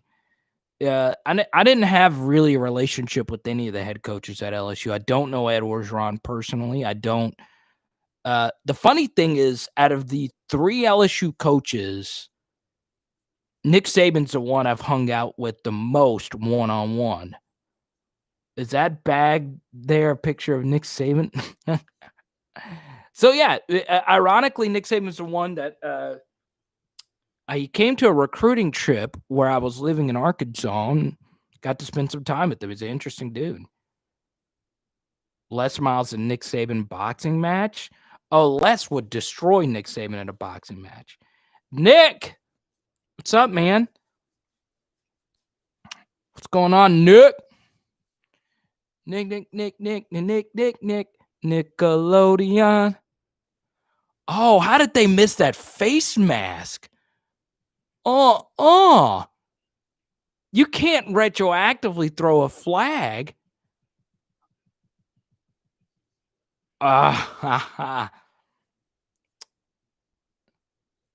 Nikki's. I want to know who Carter the Power loves Alabama is. That is just so funny. Before we get out of here, what are y'all eating tonight? I'm a foodie. Okay, I'm eating some of my mom's gumbo tonight. What are y'all? It's only 6:30. What are y'all eating tonight?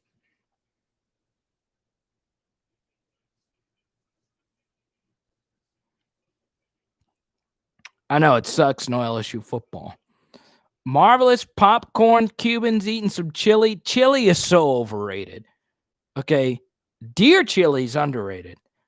Chili's the most overrated good food. Get a steak from Target? Who gets a steak from Target? Who goes? By the way, I'm not going to lie. And they don't sponsor this, but they should. Okay. There's no Targets within a 2-hour radius of where I live. So The funny thing, Target exclusively has the best pizza ever. Okay, they have a pizza called Outsiders Pizza. It is the best frozen pizza. I'm telling you, it's better pizza than most restaurants serve. If you get their Detroit-style pizza, okay, Cuban, the Les Miles burner account, knows all about Detroit-style pizza. It's different. The crust is different. Little Caesars? Cuban is coming in with Little Caesars? Really? Grilled chicken tenders? What are you doing eating grilled chicken tenders?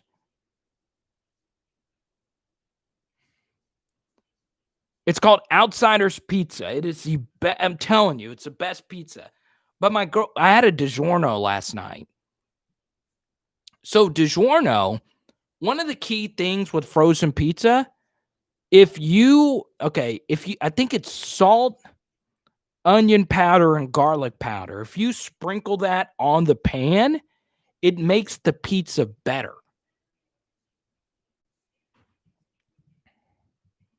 TPVN, I do not know everything. You would be shocked at how useless I am. There's a dog. Booger always makes her appearance. Okay, Big. Here, let me pick her up. Pick her up. All your super chat money goes towards my Bigger. Everyone say hi to Big. LSU thing. Flip it. Well, flip it, baby. I gotta flip it the right way. All right, everyone say hi to Big. Can they hear grunting? Y'all can hear her grunting? Could y'all hear? She doesn't like the camera. She don't like the camera. So that's where all the Is she hooked up? Yeah, she's hooked up on the wire. There we go. Hey, Bug. She just likes me better. So I'm dead serious. All of my money I make on actually, this is basically my only income. I'm a PA announcer for a college basketball team, and that's it. And I get some stand-up comedy money, but that's it.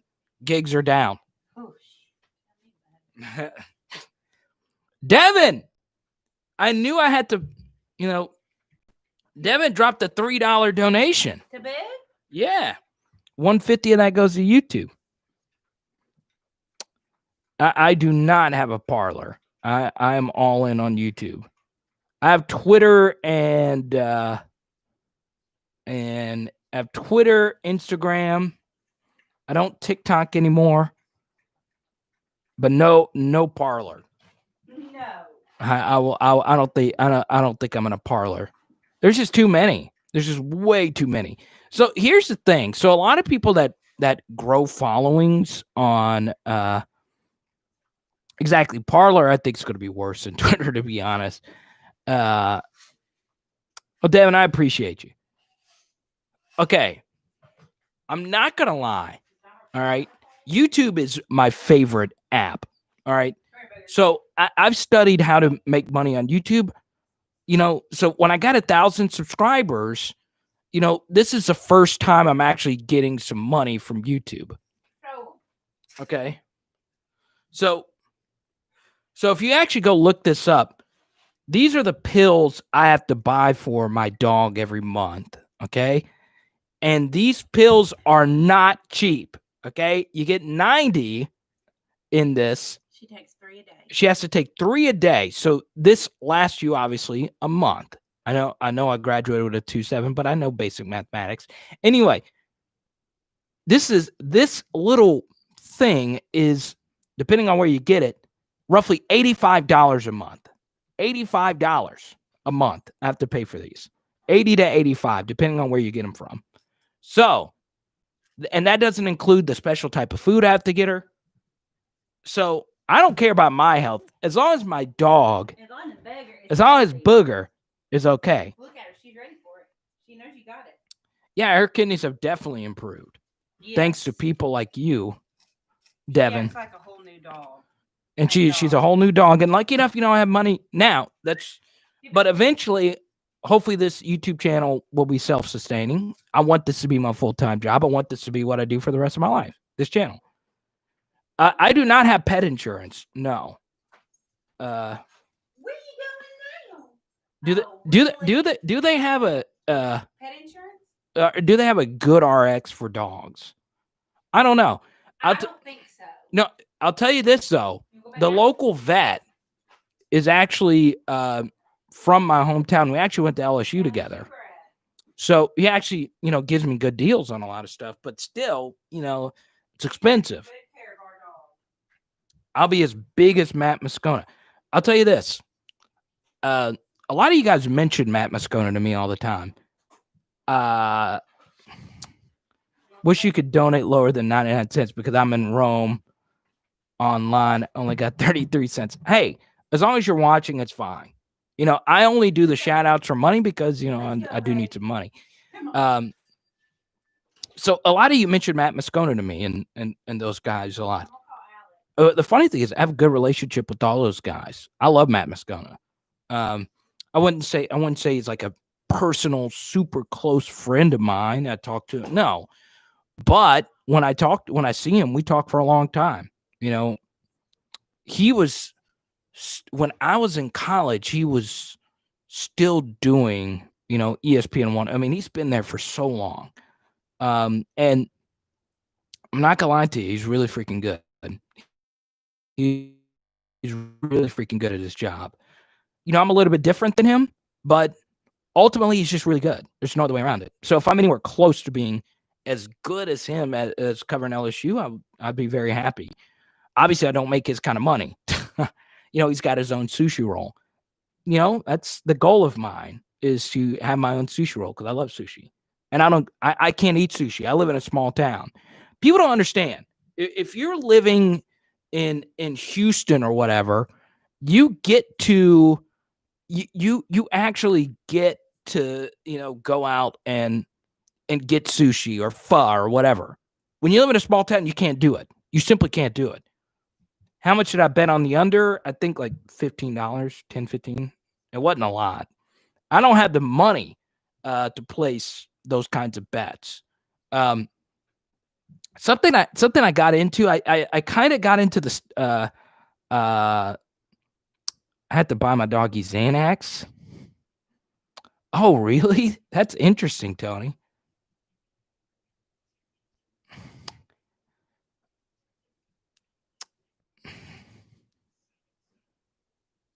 Oh, I know, Emma Cat. I see that all the time. I got no yard and live in the city. It's awful when people just lock their dogs up all day while they're at work. I know.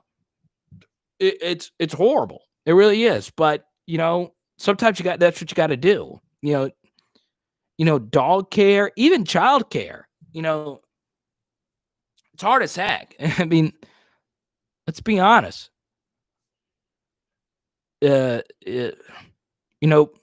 We all like that. That's why sometimes, I don't like to say donate to my Venmo or donate to, whatever. Everyone's going through it right now. I don't know when we're going to get another stimulus check. I think we can all agree we can all use that money right about now. So yeah, for those of you that send me Venmos and Cash Apps. Yeah, I know. So when you get Venmos and Cash Apps, and when I get those from you guys, I really appreciate it. Oh yeah, so Les Miles, aka Cuban Pan, has a 20-pound cat.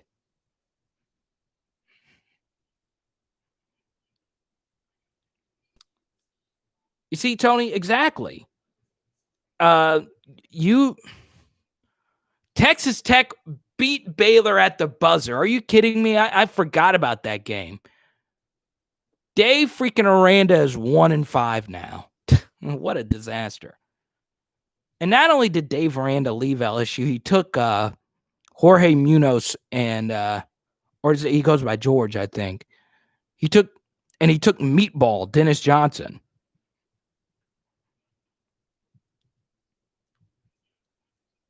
Yeah, they're 1-5. They're not any good, man. And I think they have their quarterback from last year back. So they don't give him. Yeah, they just don't. We got to see, Cuban, send me a photo on Twitter or Instagram of your 20-pound cat. Everybody wants to know what Cuban, a.k.a. Les Myles Brenner account, we want to see what your cat looks like. That sounds kind of weird.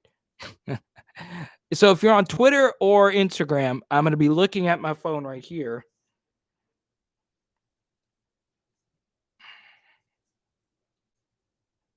But I also want you to know I'm not struggling. Okay. I don't want you to think that like I'm about to get kicked out of my apartment.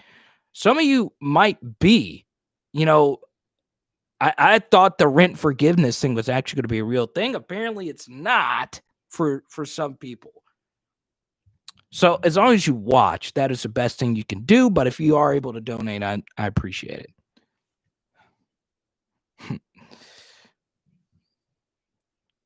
I don't think Baylor and LSU are ever going to play. Yeah, it's true, Emma Cat. That's just true. Yeah, I don't want to get into politics, but I will say this. Maybe one time I will do a live stream on it because, so for those that don't know, all right, this is only the second time I brought this up on a live stream, but I went to LSU. So I enrolled in LSU the fall of 2007. Okay. And when that I didn't like it, I loved it. But I dropped out of LSU to move to Washington, D.C. And I actually got a position. I think I had just turned 21. And I got a position at Sirius XM satellite radio. So my first job, Cuban, okay, before I go any further, Cuban, you should already have a picture of your cat on your phone. What kind of loving pet owner doesn't have I got over 100 photos of my dog in the past month.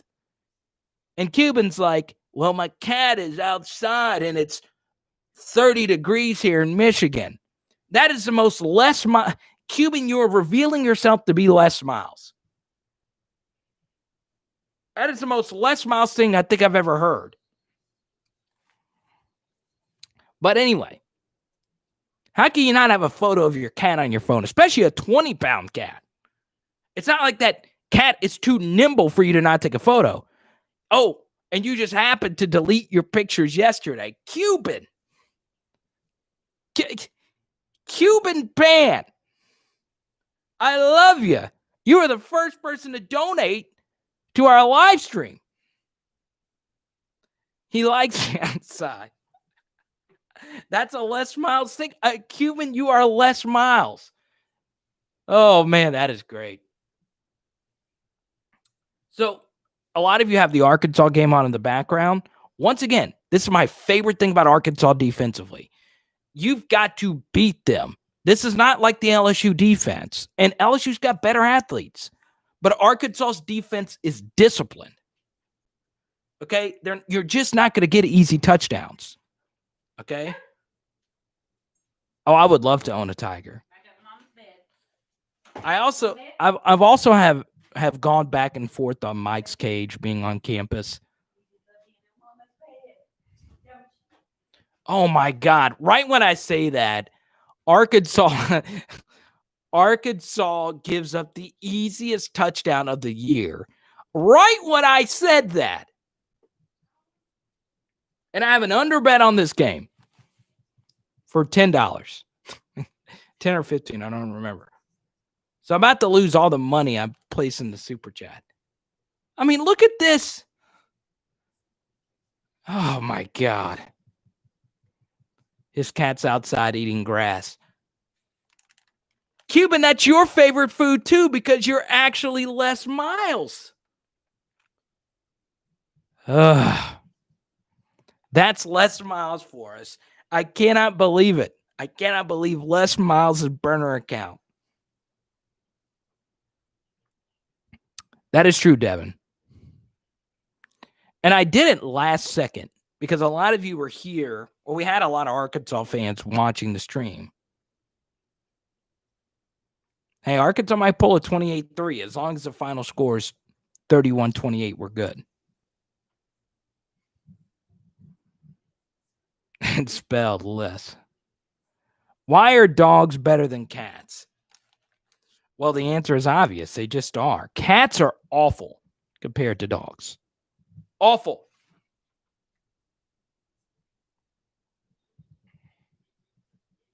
Oh, Michigan's on national TV?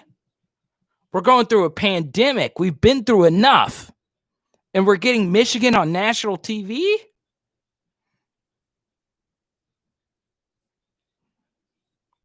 I could spend less money on cat food. Hey, that's a good thing, man.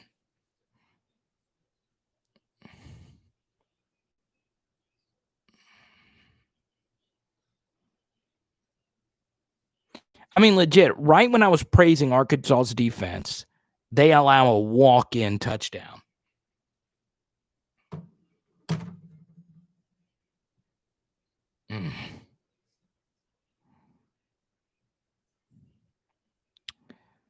All righty. Agree, Lawrence. And they are capable. Drip's back, y'all. Okay. Forget all the bad stuff I just said about Drip. He's back now. Drip, what? Drip, you've left and come back like 4 times now. What's going on? Like, do you have some roosters to feed out back? I mean, what's happening? Tony says he's done at work. He's done with us. He's going home to his lovely other half. His lovely better half. Tony, thanks for your support, man. I appreciate it. If they fire Hairball, I see what you did there. Marvelous with the pun. Look at Marvelous with the pun. This is a crazy good pun. Now, I don't know if it was just spell check, but Marvelous said Michigan every year is overhyped. If they fire Hairball, that could Marvelous, you son of a gun. It is a thing of beauty. Oh my God. Okay, Drip had to go get groceries. Who goes to get groceries at 6 p.m. Central on a Saturday? What all did you get? Did you get healthy stuff or did you get double stuffed Oreos? Marvelous. Cuban, don't get offended. Okay, we know you're a Michigan fan. Harbaugh is terrible. He's awful. Okay? Michigan State has been the worst team in college football. And somehow Michigan lost to Michigan State. Michigan State didn't score today. Please tackle. Please tackle. Are you freaking kidding me? I stepped out. My under bet is about to be set on fire.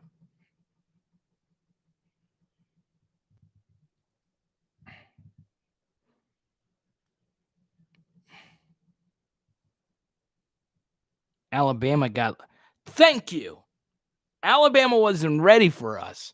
Well, to be honest, LSU coming off a bye week at home, this weekend was our best shot at Alabama, if there was a shot.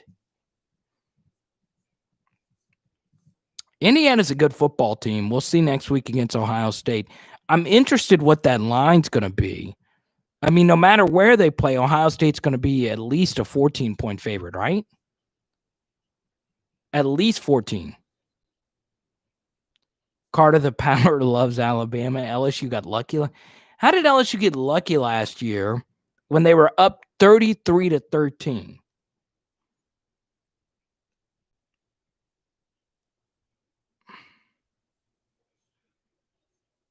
Florida is up 14-7. Black goatee. Tua was... If I hear Tua was injured again, it drives me freaking insane. It drives me insane. Okay? Now, King Mo with the big donation, our biggest of the night. King Mo, thank you so much, man. I appreciate it. All right? Why don't they call more downfield plays for TJ? He seems to do better when he throws the ball downfield instead of short slant routes. Okay, so let's discuss this. All right? So everyone, we're going to focus in on King Mo. He had the biggest donation. I want your opinion on this, people, and I'm going to give you mine, King Mo.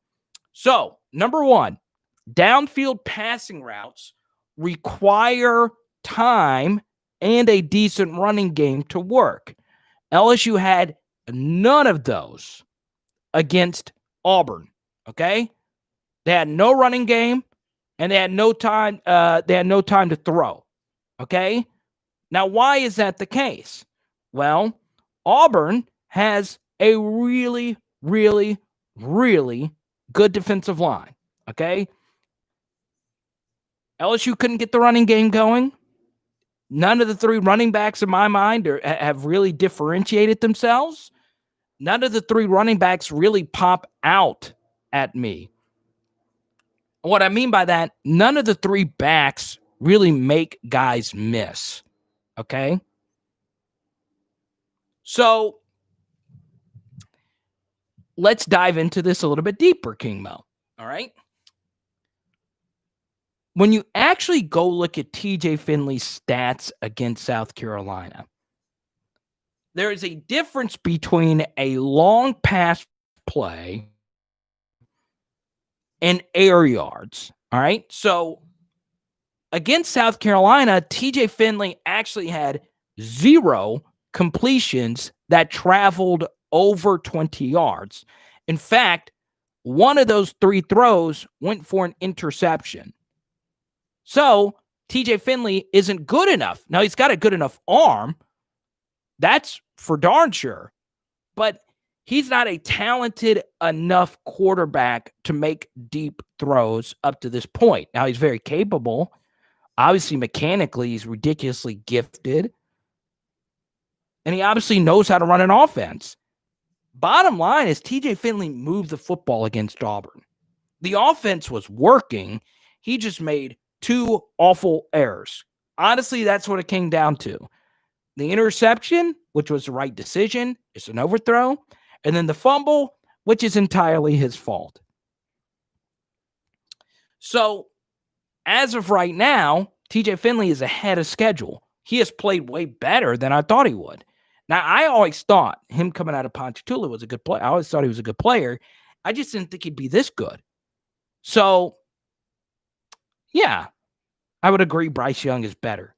You would be stupid to not think that. I mean, Bryce Young is probably going to win a Heisman at Alabama. He's just really that good. But, TJ Finley could be a very good SEC quarterback.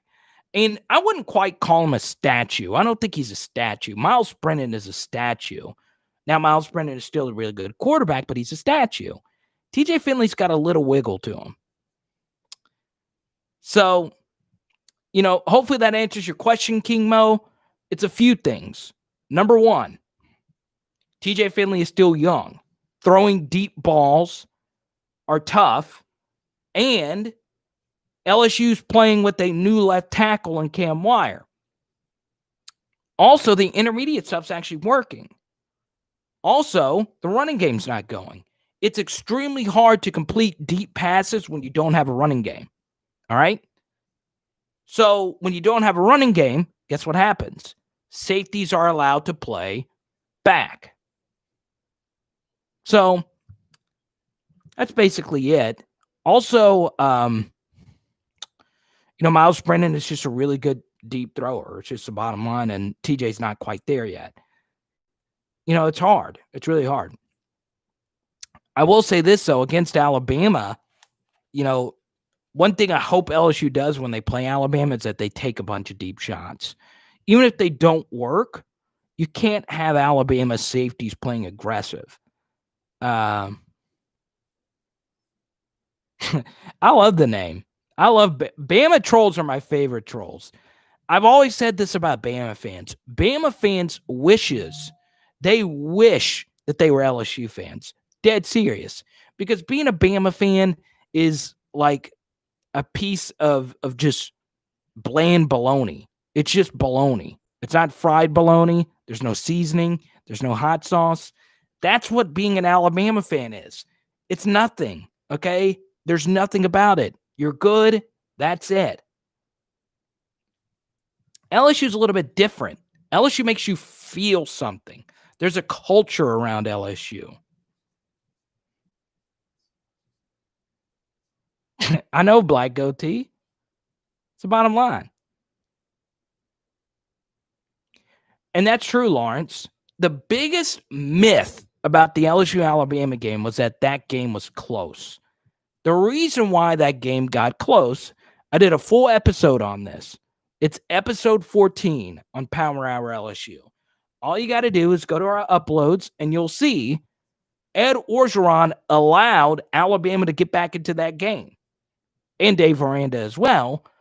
But Ed Orgeron punted on 4th and inches in Alabama territory in the second half, and that's what allowed Alabama to come back. If you go for it, which is the right mathematical decision to do instead of punting the football back, LSU probably scores and they win by 3 or 4 touchdowns. Where do I get the player cards? eBay, Beckett, all over the place. But I'm giving out a bunch of cards. So once again, when we have 1.5 thousand followers, we're giving out the Patrick Queen cards. Patrick Queen Mosaic rookie cards. Really cool cards. They're in good condition. If you want one, all you got to do is subscribe, and you have to ring the bell and click all notifications. Okay?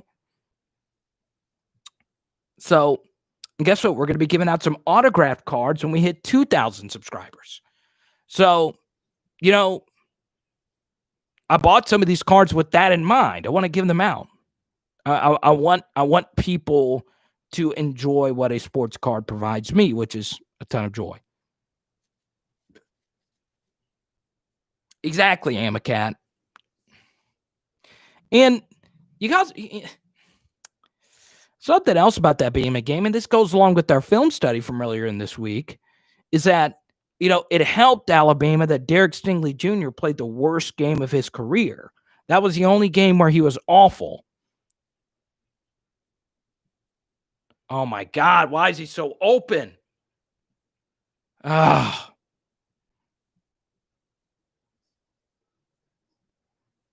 yeah, that punt return was weird, too. And I'm a big Jalen Waddle fan. Okay? I'm a huge Jalen Waddle fan. He's one of my favorite Jalen Waddle's just so much fun.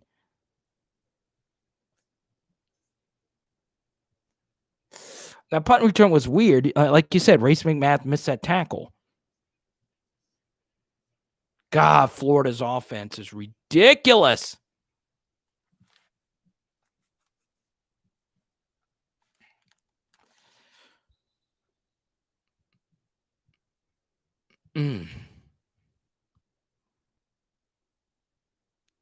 So do you think Aranda could have done a better job this year with the same players? Yes. Because Dave Aranda, and I'm glad you asked that question. And I know it's easy for us to just say yes, but at least, and I always say this, if you're a defensive coordinator, at least make them work for it, okay? Yeah, he made that catch, touchdown. Oh, yeah, Waddle's just stupid fast. A human being shouldn't move like him. But, he's Jalen Waddle. He's a freak of nature. With the film that Jalen Waddle was putting out, I'd have a hard time selecting, between him and Jamar Chase if I needed a receiver. But here's a good thing, okay? So out of all the receivers in college football, the only receiver I would contemplate taking over Jamar Chase in the NFL draft would be Jalen Waddle. So I was reading a lot of draft boards, and guess which team desperately needs a wide receiver? The Bengals. So what you're going to see a lot of mock drafts that have Jamar Chase going to the Bengals. And guess what? We had our first one. CBS had their first mock draft, and they had can you get my beer at the freeze, baby? They had Jamar Chase going to play with Joe Burrow next year.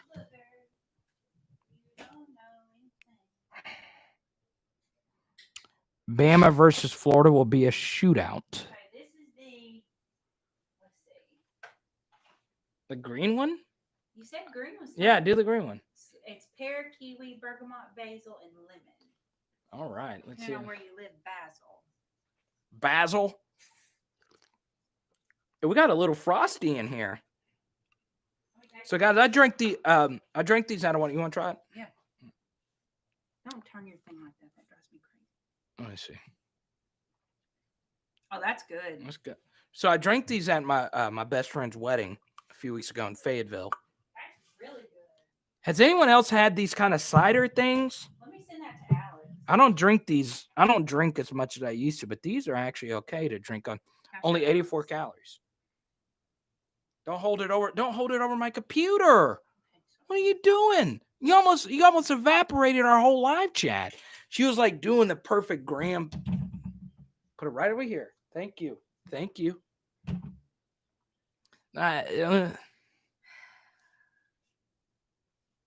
Carter the Power loves Alabama.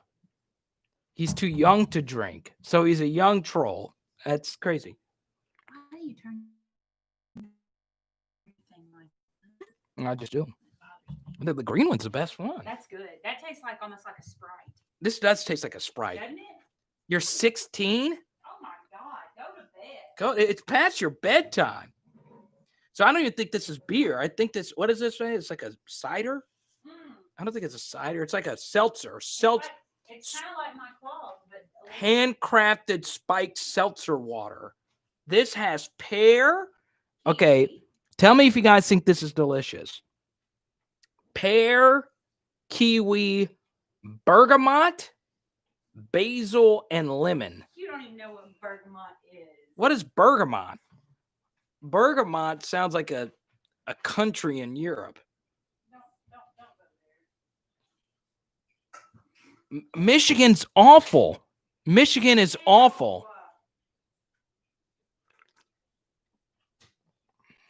The $10 I spent on this Florida-Arkansas game, I could have spent the lock of the year, Michigan in prime time. I bet you they haven't even scored yet.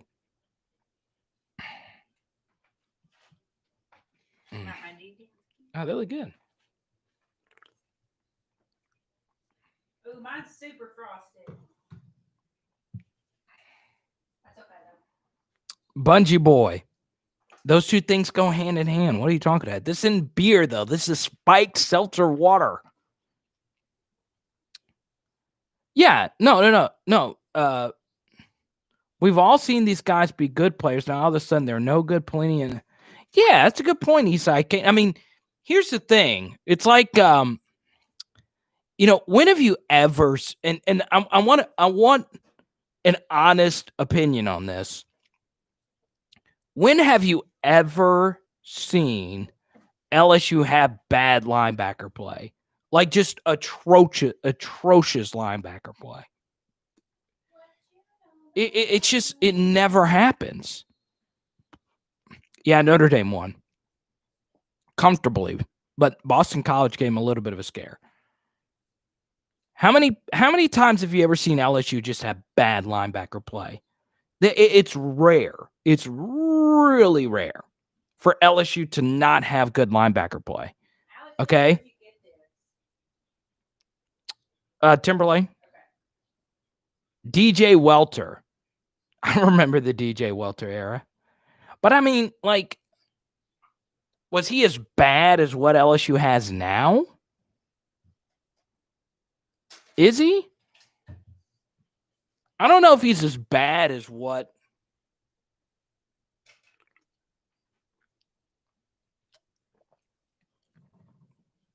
How did Vegas have Michigan as a favorite to start the week? Really? Yeah, Michigan favored. Speaking of, I know a lot of you talk about LSU getting elite. LSU gets elite offensive linemen or they don't get elite offensive linemen. I think Wisconsin has 3 of the top 5 offensive tackles committed.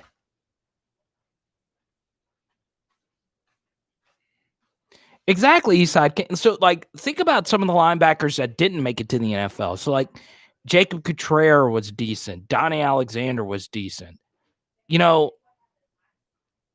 It's crazy. I have no idea why I didn't take Wisconsin. Some teams in the Big Ten are just awful. Like Michigan State's awful. Minnesota's awful. Michigan is awful.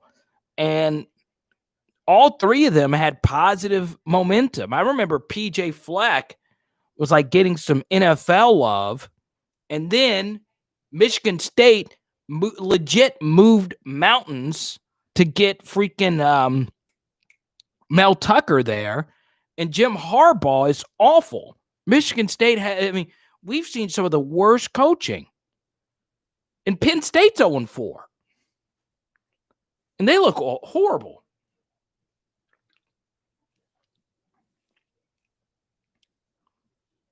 Yeah, Isak Kane, exactly.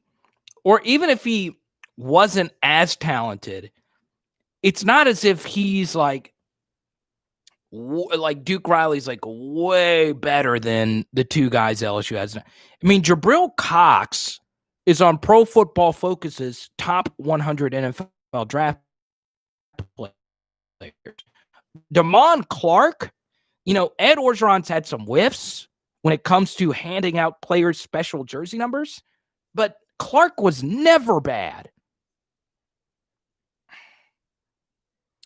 But I get that, Amacat, but they are bad. So it's hard for me to, when LSU never has bad linebacker play. I mean, they never do.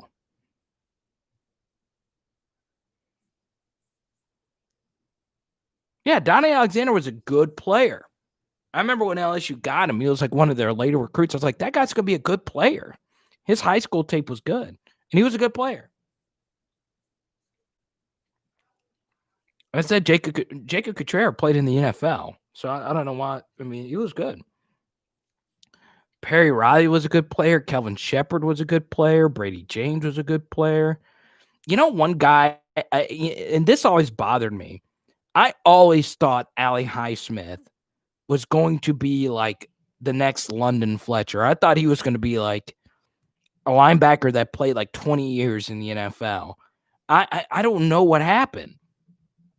It's kind of weird because there's a lot of LSU guys that do well in the NFL and you never expect them to. So, for instance, Foster Moreau is a really good NFL player. Russell Gage is a really good NFL player. But then you have guys like Saron Black, who I thought was going to be awesome at the NFL. Didn't work out. I thought Will Blackwell was going to be a good NFL guard. Didn't work out. Ali Highsmith, I thought he was going to be good. Oh, did Arkansas score again? How did Arkansas score another touchdown? I changed it. Oh, my God. My under bet was awful. How did you all of you said take the under? All of you. So you guys should super chat me the $10. Okay? Or you can send it to my Venmo and Cash App because I asked you guys, what is the right play for Florida and Arkansas? And you guys said, oh, the under for sure. It's the under. The under is the right play. It's 21-14.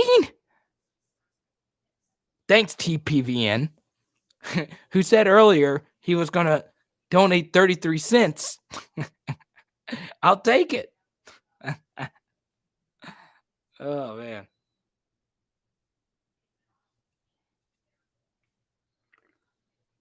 But you're seeing it now. LSU's going to have some issues with Arkansas next week.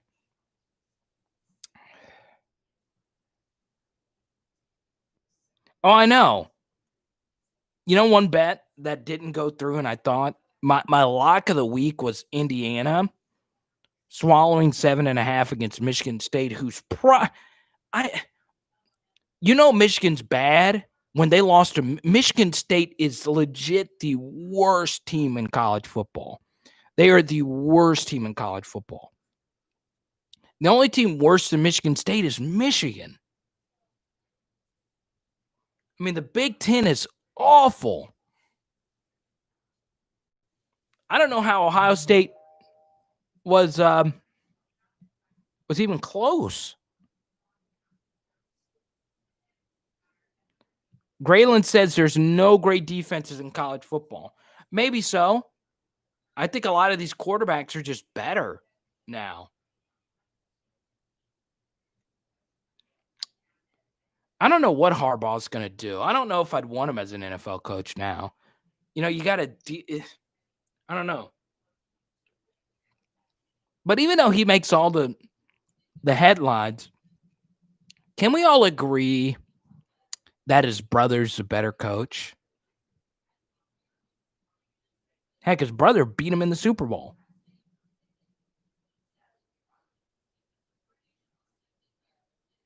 I know, Isai Kane. And here's the thing. Michigan State moved mountains. I couldn't imagine being a head football coach at a Division I university and watching your school play and you not be there. I bet you that just sucks. I bet you that just sucks so bad. There's no elite defenses in the NFL. Hey, is there not? Let's see. Steelers have a good defense.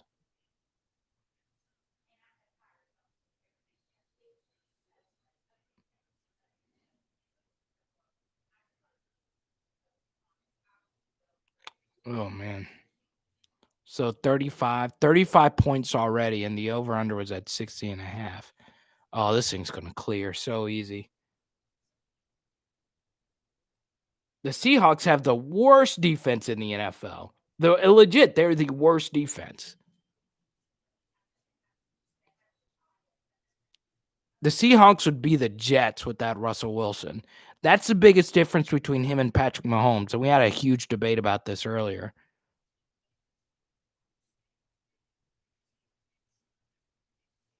God. This game is going to be 50-50.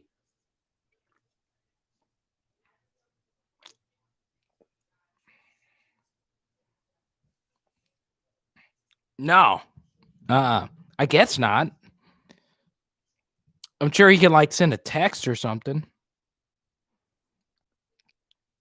Ryan's still here, man. No. So I'll put it this way. The Chiefs are a better team without Patrick Mahomes than the Seahawks are without Russell Wilson.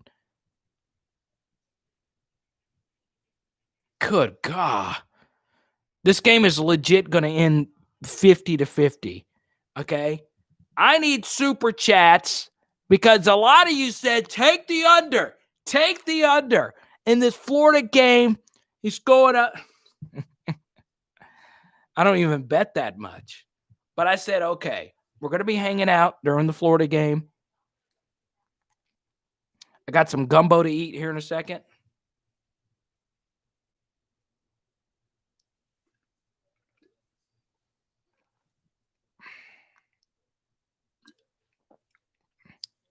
I should have taken Wisconsin. You're right.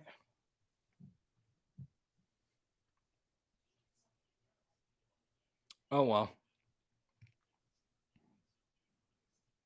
Russell Wilson's overrated? Really?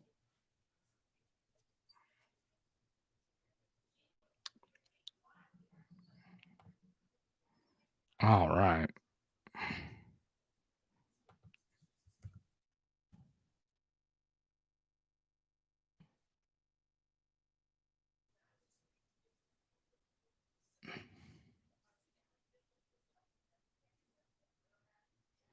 Black goatee.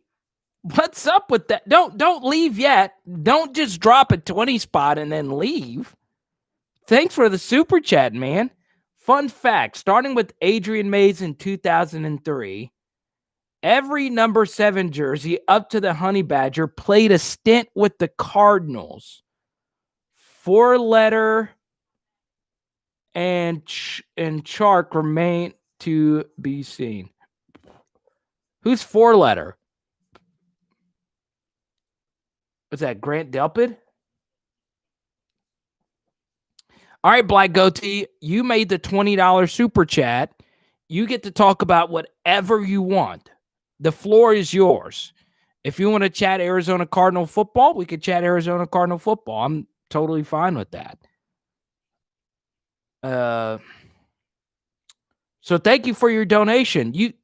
That's the rules. If you drop a super chat or a Venmo, guess what? The floor is yours. I appreciate that, man. I really do. He said he's got to go. But that is crazy. But this is the truth, okay? Oh, my God. They're doing the Kyle Trask and Joe Burrow comparisons again. Stop it. Stop it. Stop that nonsense. Okay? It triggers me. I'm triggered.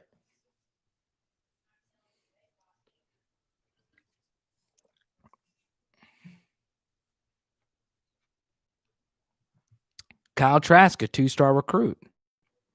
That's so weird, though, that Kyle Trask never started in high school. He was De'Aaron King's backup. That is so wild. It's kind of like Matt Castle in the NFL, never played at USC. Well, you should disown your stepdad. Be very happy he is your stepdad. You say your stepdad said Bo Nix is better than Joe Burrow? What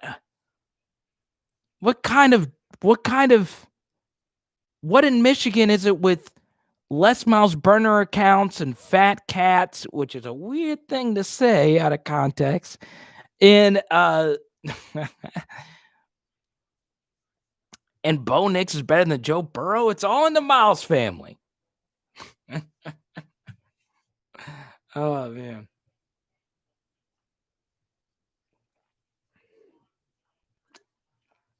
Florida's really good. Can't believe Texas A&M beat them, though.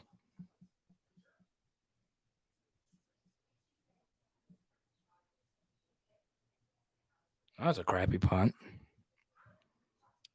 Ryan, don't do this again. We did this in the first hour.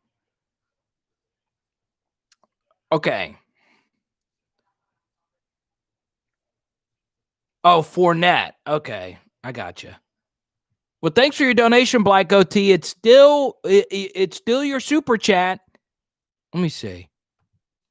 Your super chat time is still there, Black Goatee. You could say whatever you want. You could talk about whatever you want, Black Goatee. Any topic. You can ask me my favorite Christopher Nolan movies. I will happily discuss this. I'm just sitting here watching college football. Wife is forcing you to go to a friend's party. I like that. They're forcing you, Black Goatee. Is it a socially distanced party? Do you have your mask?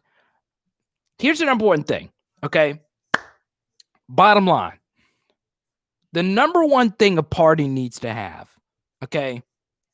It's got to have good food, all right? I hate it when I go to a friend's party and they have bad food. I would much rather go to a party where I know nobody or I hate everybody there, but they have good food, than go to a party with all of my best friends and the food be awful. That's how important food is to me. I cannot stand going to a party where the food sucks. Okay? Your cat there's no such thing as a muscular cat. Okay? But I'm telling you, Black Goatee, I need to make sure that this party is actually LAIT. LAIT. LIT. Okay? Because he said his wife is making him go.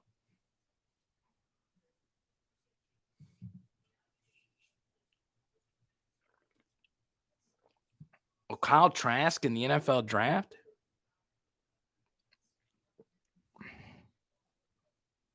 Trevor Lawrence is not better than Joe Burrow. Joe Burrow is already the third best quarterback in the league. Dead serious. If I'm starting a franchise tomorrow, I'm the only two quarterbacks I'm taking over Joe Burrow is Wilson and Mahomes. Bottom line. And I know I'm a big LSU fan. I know I'm a big Joe Burrow fan, but he's better. Andrew Luck was really good. I mean, he was really freaking good. He just got injured too much.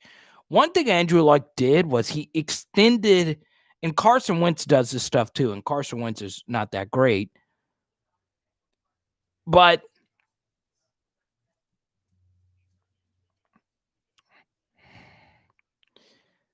I just don't see it. When I watch Trevor Lawrence play, you want to know, I actually do see just a more gifted Carson Wentz. I don't see transcendency. I just don't. I think Justin Fields is better. I simply do. But we go look at his numbers against the better defenses. Last year, against Texas A&M, Ohio State, and LSU, he was a 50% passer. He shrunk. Now, this year he's been better, but even against Miami, same thing I said earlier. Just go look up Clemson versus Miami highlights. And like I always say, and you're right, Herbert is probably as good as Joe Burrow, but, you know, Herbert's also throwing to a better tight end. He's also got Keenan Allen, who's a top 5 wide receiver in the NFL. Mike Williams is also really good. He's got a better offensive line. So, AJ Green's washed up. Andrew Luck was a great quarterback. I mean, look at all the playoff games he's won. It's hard to win playoff games. Andrew Luck didn't have Quentin Nelson. He had bad offensive lines.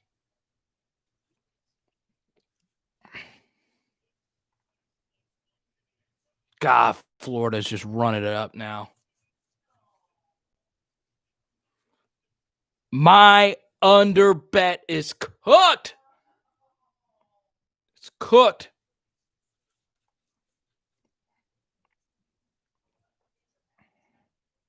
God, Kyle Trask might actually be Burrow. That was actually a ridiculously good throw. I might have to eat some crow here. That was a ridiculous throw right there. Did y'all see that? Who's better, Breeze or Brady? I would say Tom, but not by much. Did you see? Okay, how ridiculous was that throw? That throw was nuts. That was off his back foot right in the corner on a dime. I wouldn't say they were bad, though. They beat... How many playoff teams? Who is their coach? Chuck Pagano, who's a decent coach. Not a great coach, not a bad coach.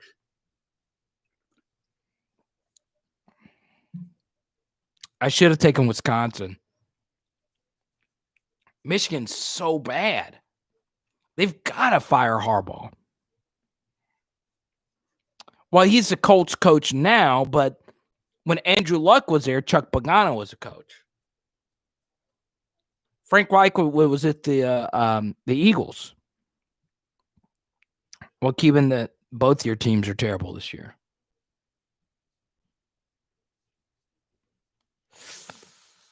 Ugh.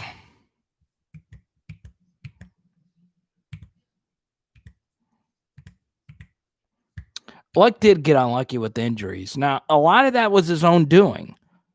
He would extend plays needlessly. He would take hits. And, it's just too many hits. I agree with you. He's a better defensive coordinator. Not quite head coach material.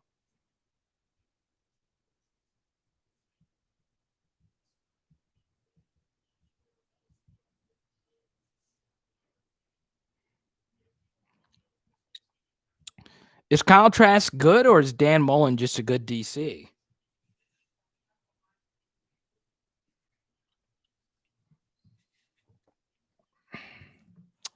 Yeah, I could see that, Amacat. I think I like him on the Bengals better, though. Trask is really good. This game has changed my opinion on him.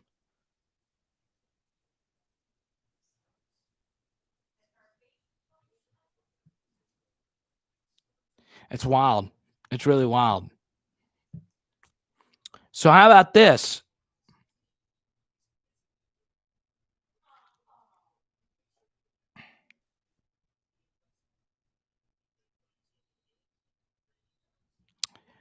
Kyle Trask.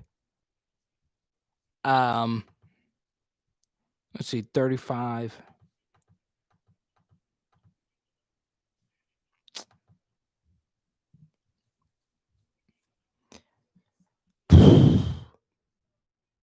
Kyle Trask, next New Orleans Saints quarterback. How many of you would like to see Kyle Trask on the Saints?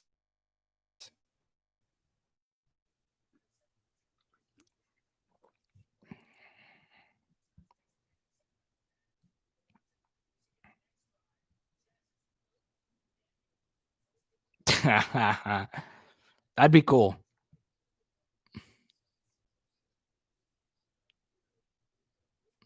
God, Michigan, such a soft team. They're so soft. Mentally weak, physically weak.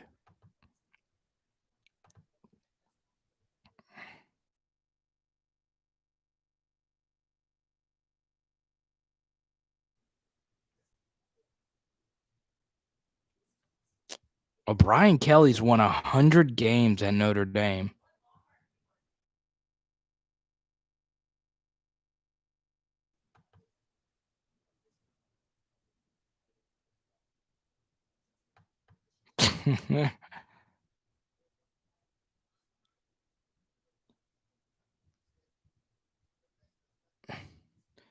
See, I don't see it the same way, Ryan.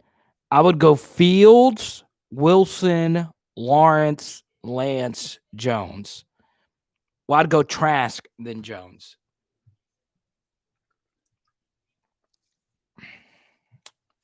That's how I'd have it.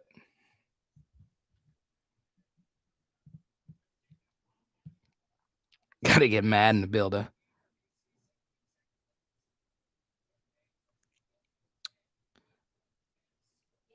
All right. Alex asked us earlier. Send me a good Venmo. I appreciate you, Alex. So let's do this to end things off here with some recruiting stuff. In your honest, could Sean Payton bring potential out of Winston? Could Taysom? I think the answer to both of those questions is no.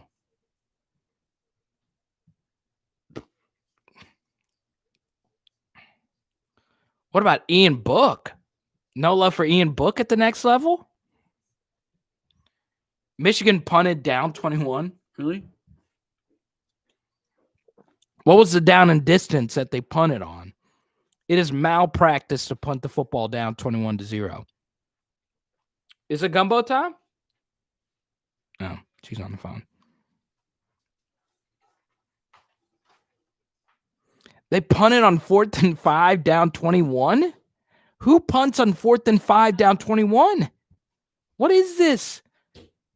Harbaugh gets paid millions of dollars to make decisions like that.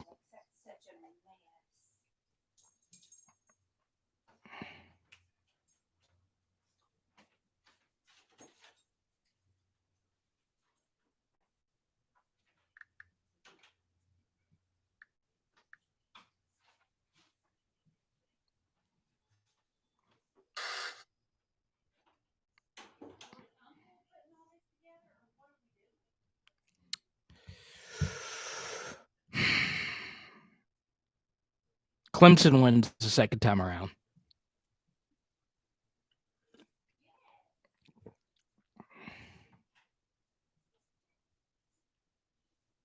Yeah, Tampa's always had the talent. It's just the Winston turnovers.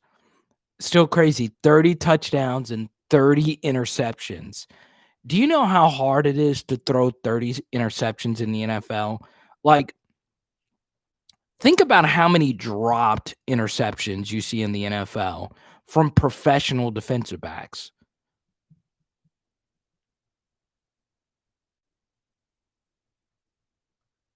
Dang, Justin, that's a deep question, man. And you asked me this 2 hours and 35 minutes into the live stream without a super chat? I'm kidding. If per se Coach O left, who would you want to coach LSU? Bill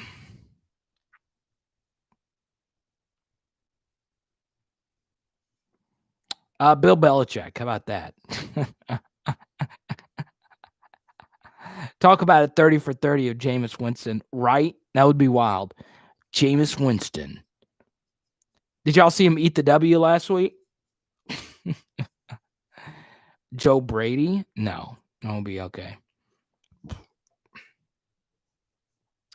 Joe Brady's heart is in the NFL.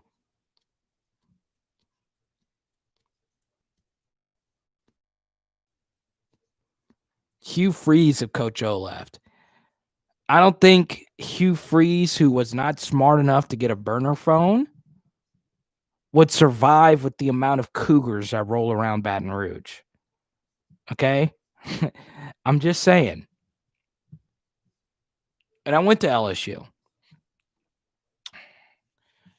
Baton Rouge is one of the most cougar-heavy cities in the world. And that's the truth. Trust me. It was wild when I was at LSU how many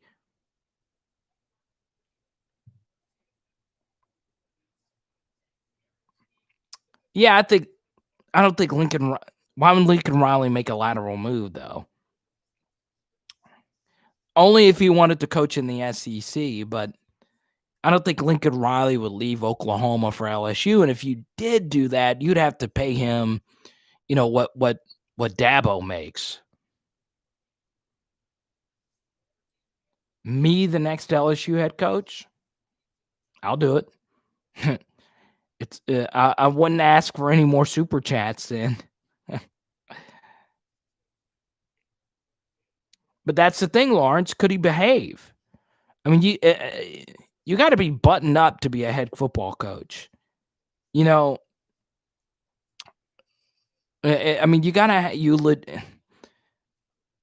there's so many talented coaches that get eaten up by the SEC because you legit have got to be a focused, button-up person to do it. That's the one thing about Les Miles is that he might not have been a good coach, but at least he was buttoned up. Yeah, I'm not saying Hugh Freeze wasn't great. It's just I don't know if that would be the absolute best fit. I had no idea about this USC Arizona game. Oh, did he really score on that?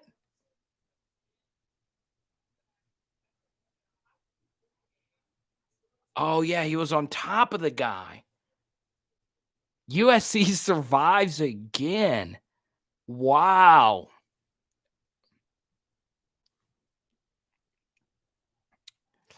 Luke Fickle, I like that.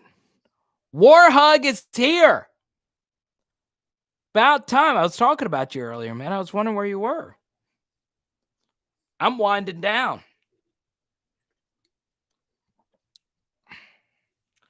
The famous Warhug is here. He is a good player. All right, Warhug. We're about to wind this thing down. It's your super chat. You can talk about whatever you want, Warhug. The floor is yours. Good question, Criminal Minded. Why hasn't Dwight McGlothern even... it's not just Dwight McGlothern. Why hasn't Josh White played? Ed Orgeron specifically said Josh White was going to play. Antoine Sampa. These kids are 4- and 5-star recruits. So that's a good question. I don't know the answer.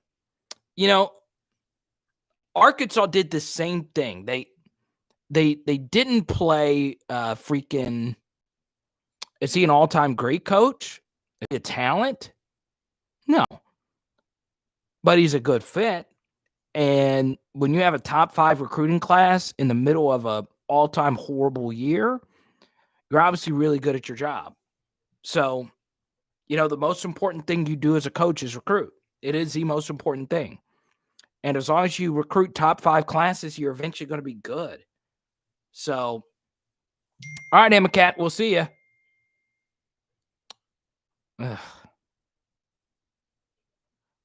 Yes, send me the photo on Twitter or Instagram. I want to see your. I was about to say something very weird. See you later, Emma Cat. We'll see you on Tuesday night for the live stream at 7. Let's see. If Fields would have stayed at Georgia, they would have won. Yeah, I agree with that. That's a fair assessment. Or they would have gotten closer.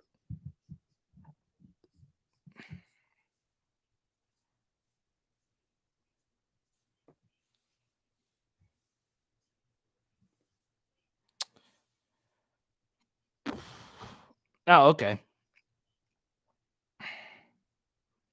Hurry up, Cuban. I'm ready to eat some gumbo. This shows you dedication that I've been here 3 hours. 3 hours! And I have gumbo waiting on me. My mom cooked me some gumbo.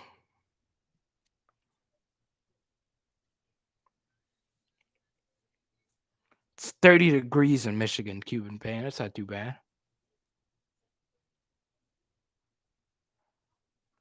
I do love the state of Alabama. I just don't like the Crimson Tide. Alabama's a good state.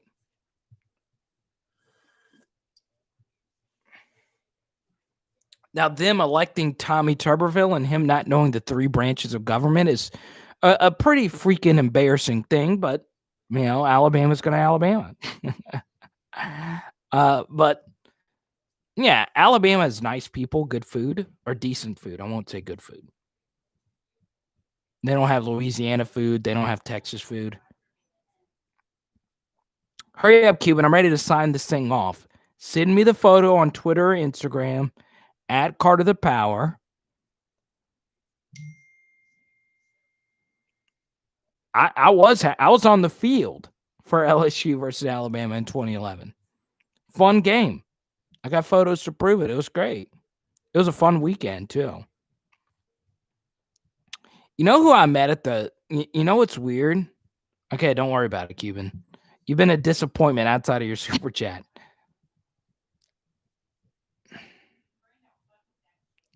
So when Alabama beat LSU in 2011, most interesting conversation, I met Robert Kraft. Robert Kraft was at that game.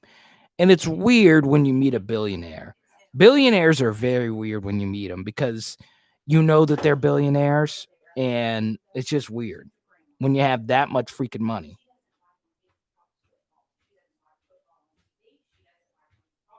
The Curse of Oak Island? 1500. What does that mean, Graylin? What is the Curse of Oak Island? Is that the new show on MTV? I'm not wearing socks or shoes. Cuban, that sounds just so weird. I don't know. Oh, man. You are for real Les Miles. That proves to me that you are really Les Miles. All right, guys. The super chat is up for War Hug. I am signing off. Had a lot of fun with you tonight. And once again, if you want to Venmo or Cash App anything, Carter the Power is the name. It's pinned to this live chat. I appreciate your support. Our next live chat will be on Tuesday at 7 Central. And subscribe, ring the bell, and we'll talk to you soon. Go Tigers. We got this, guys.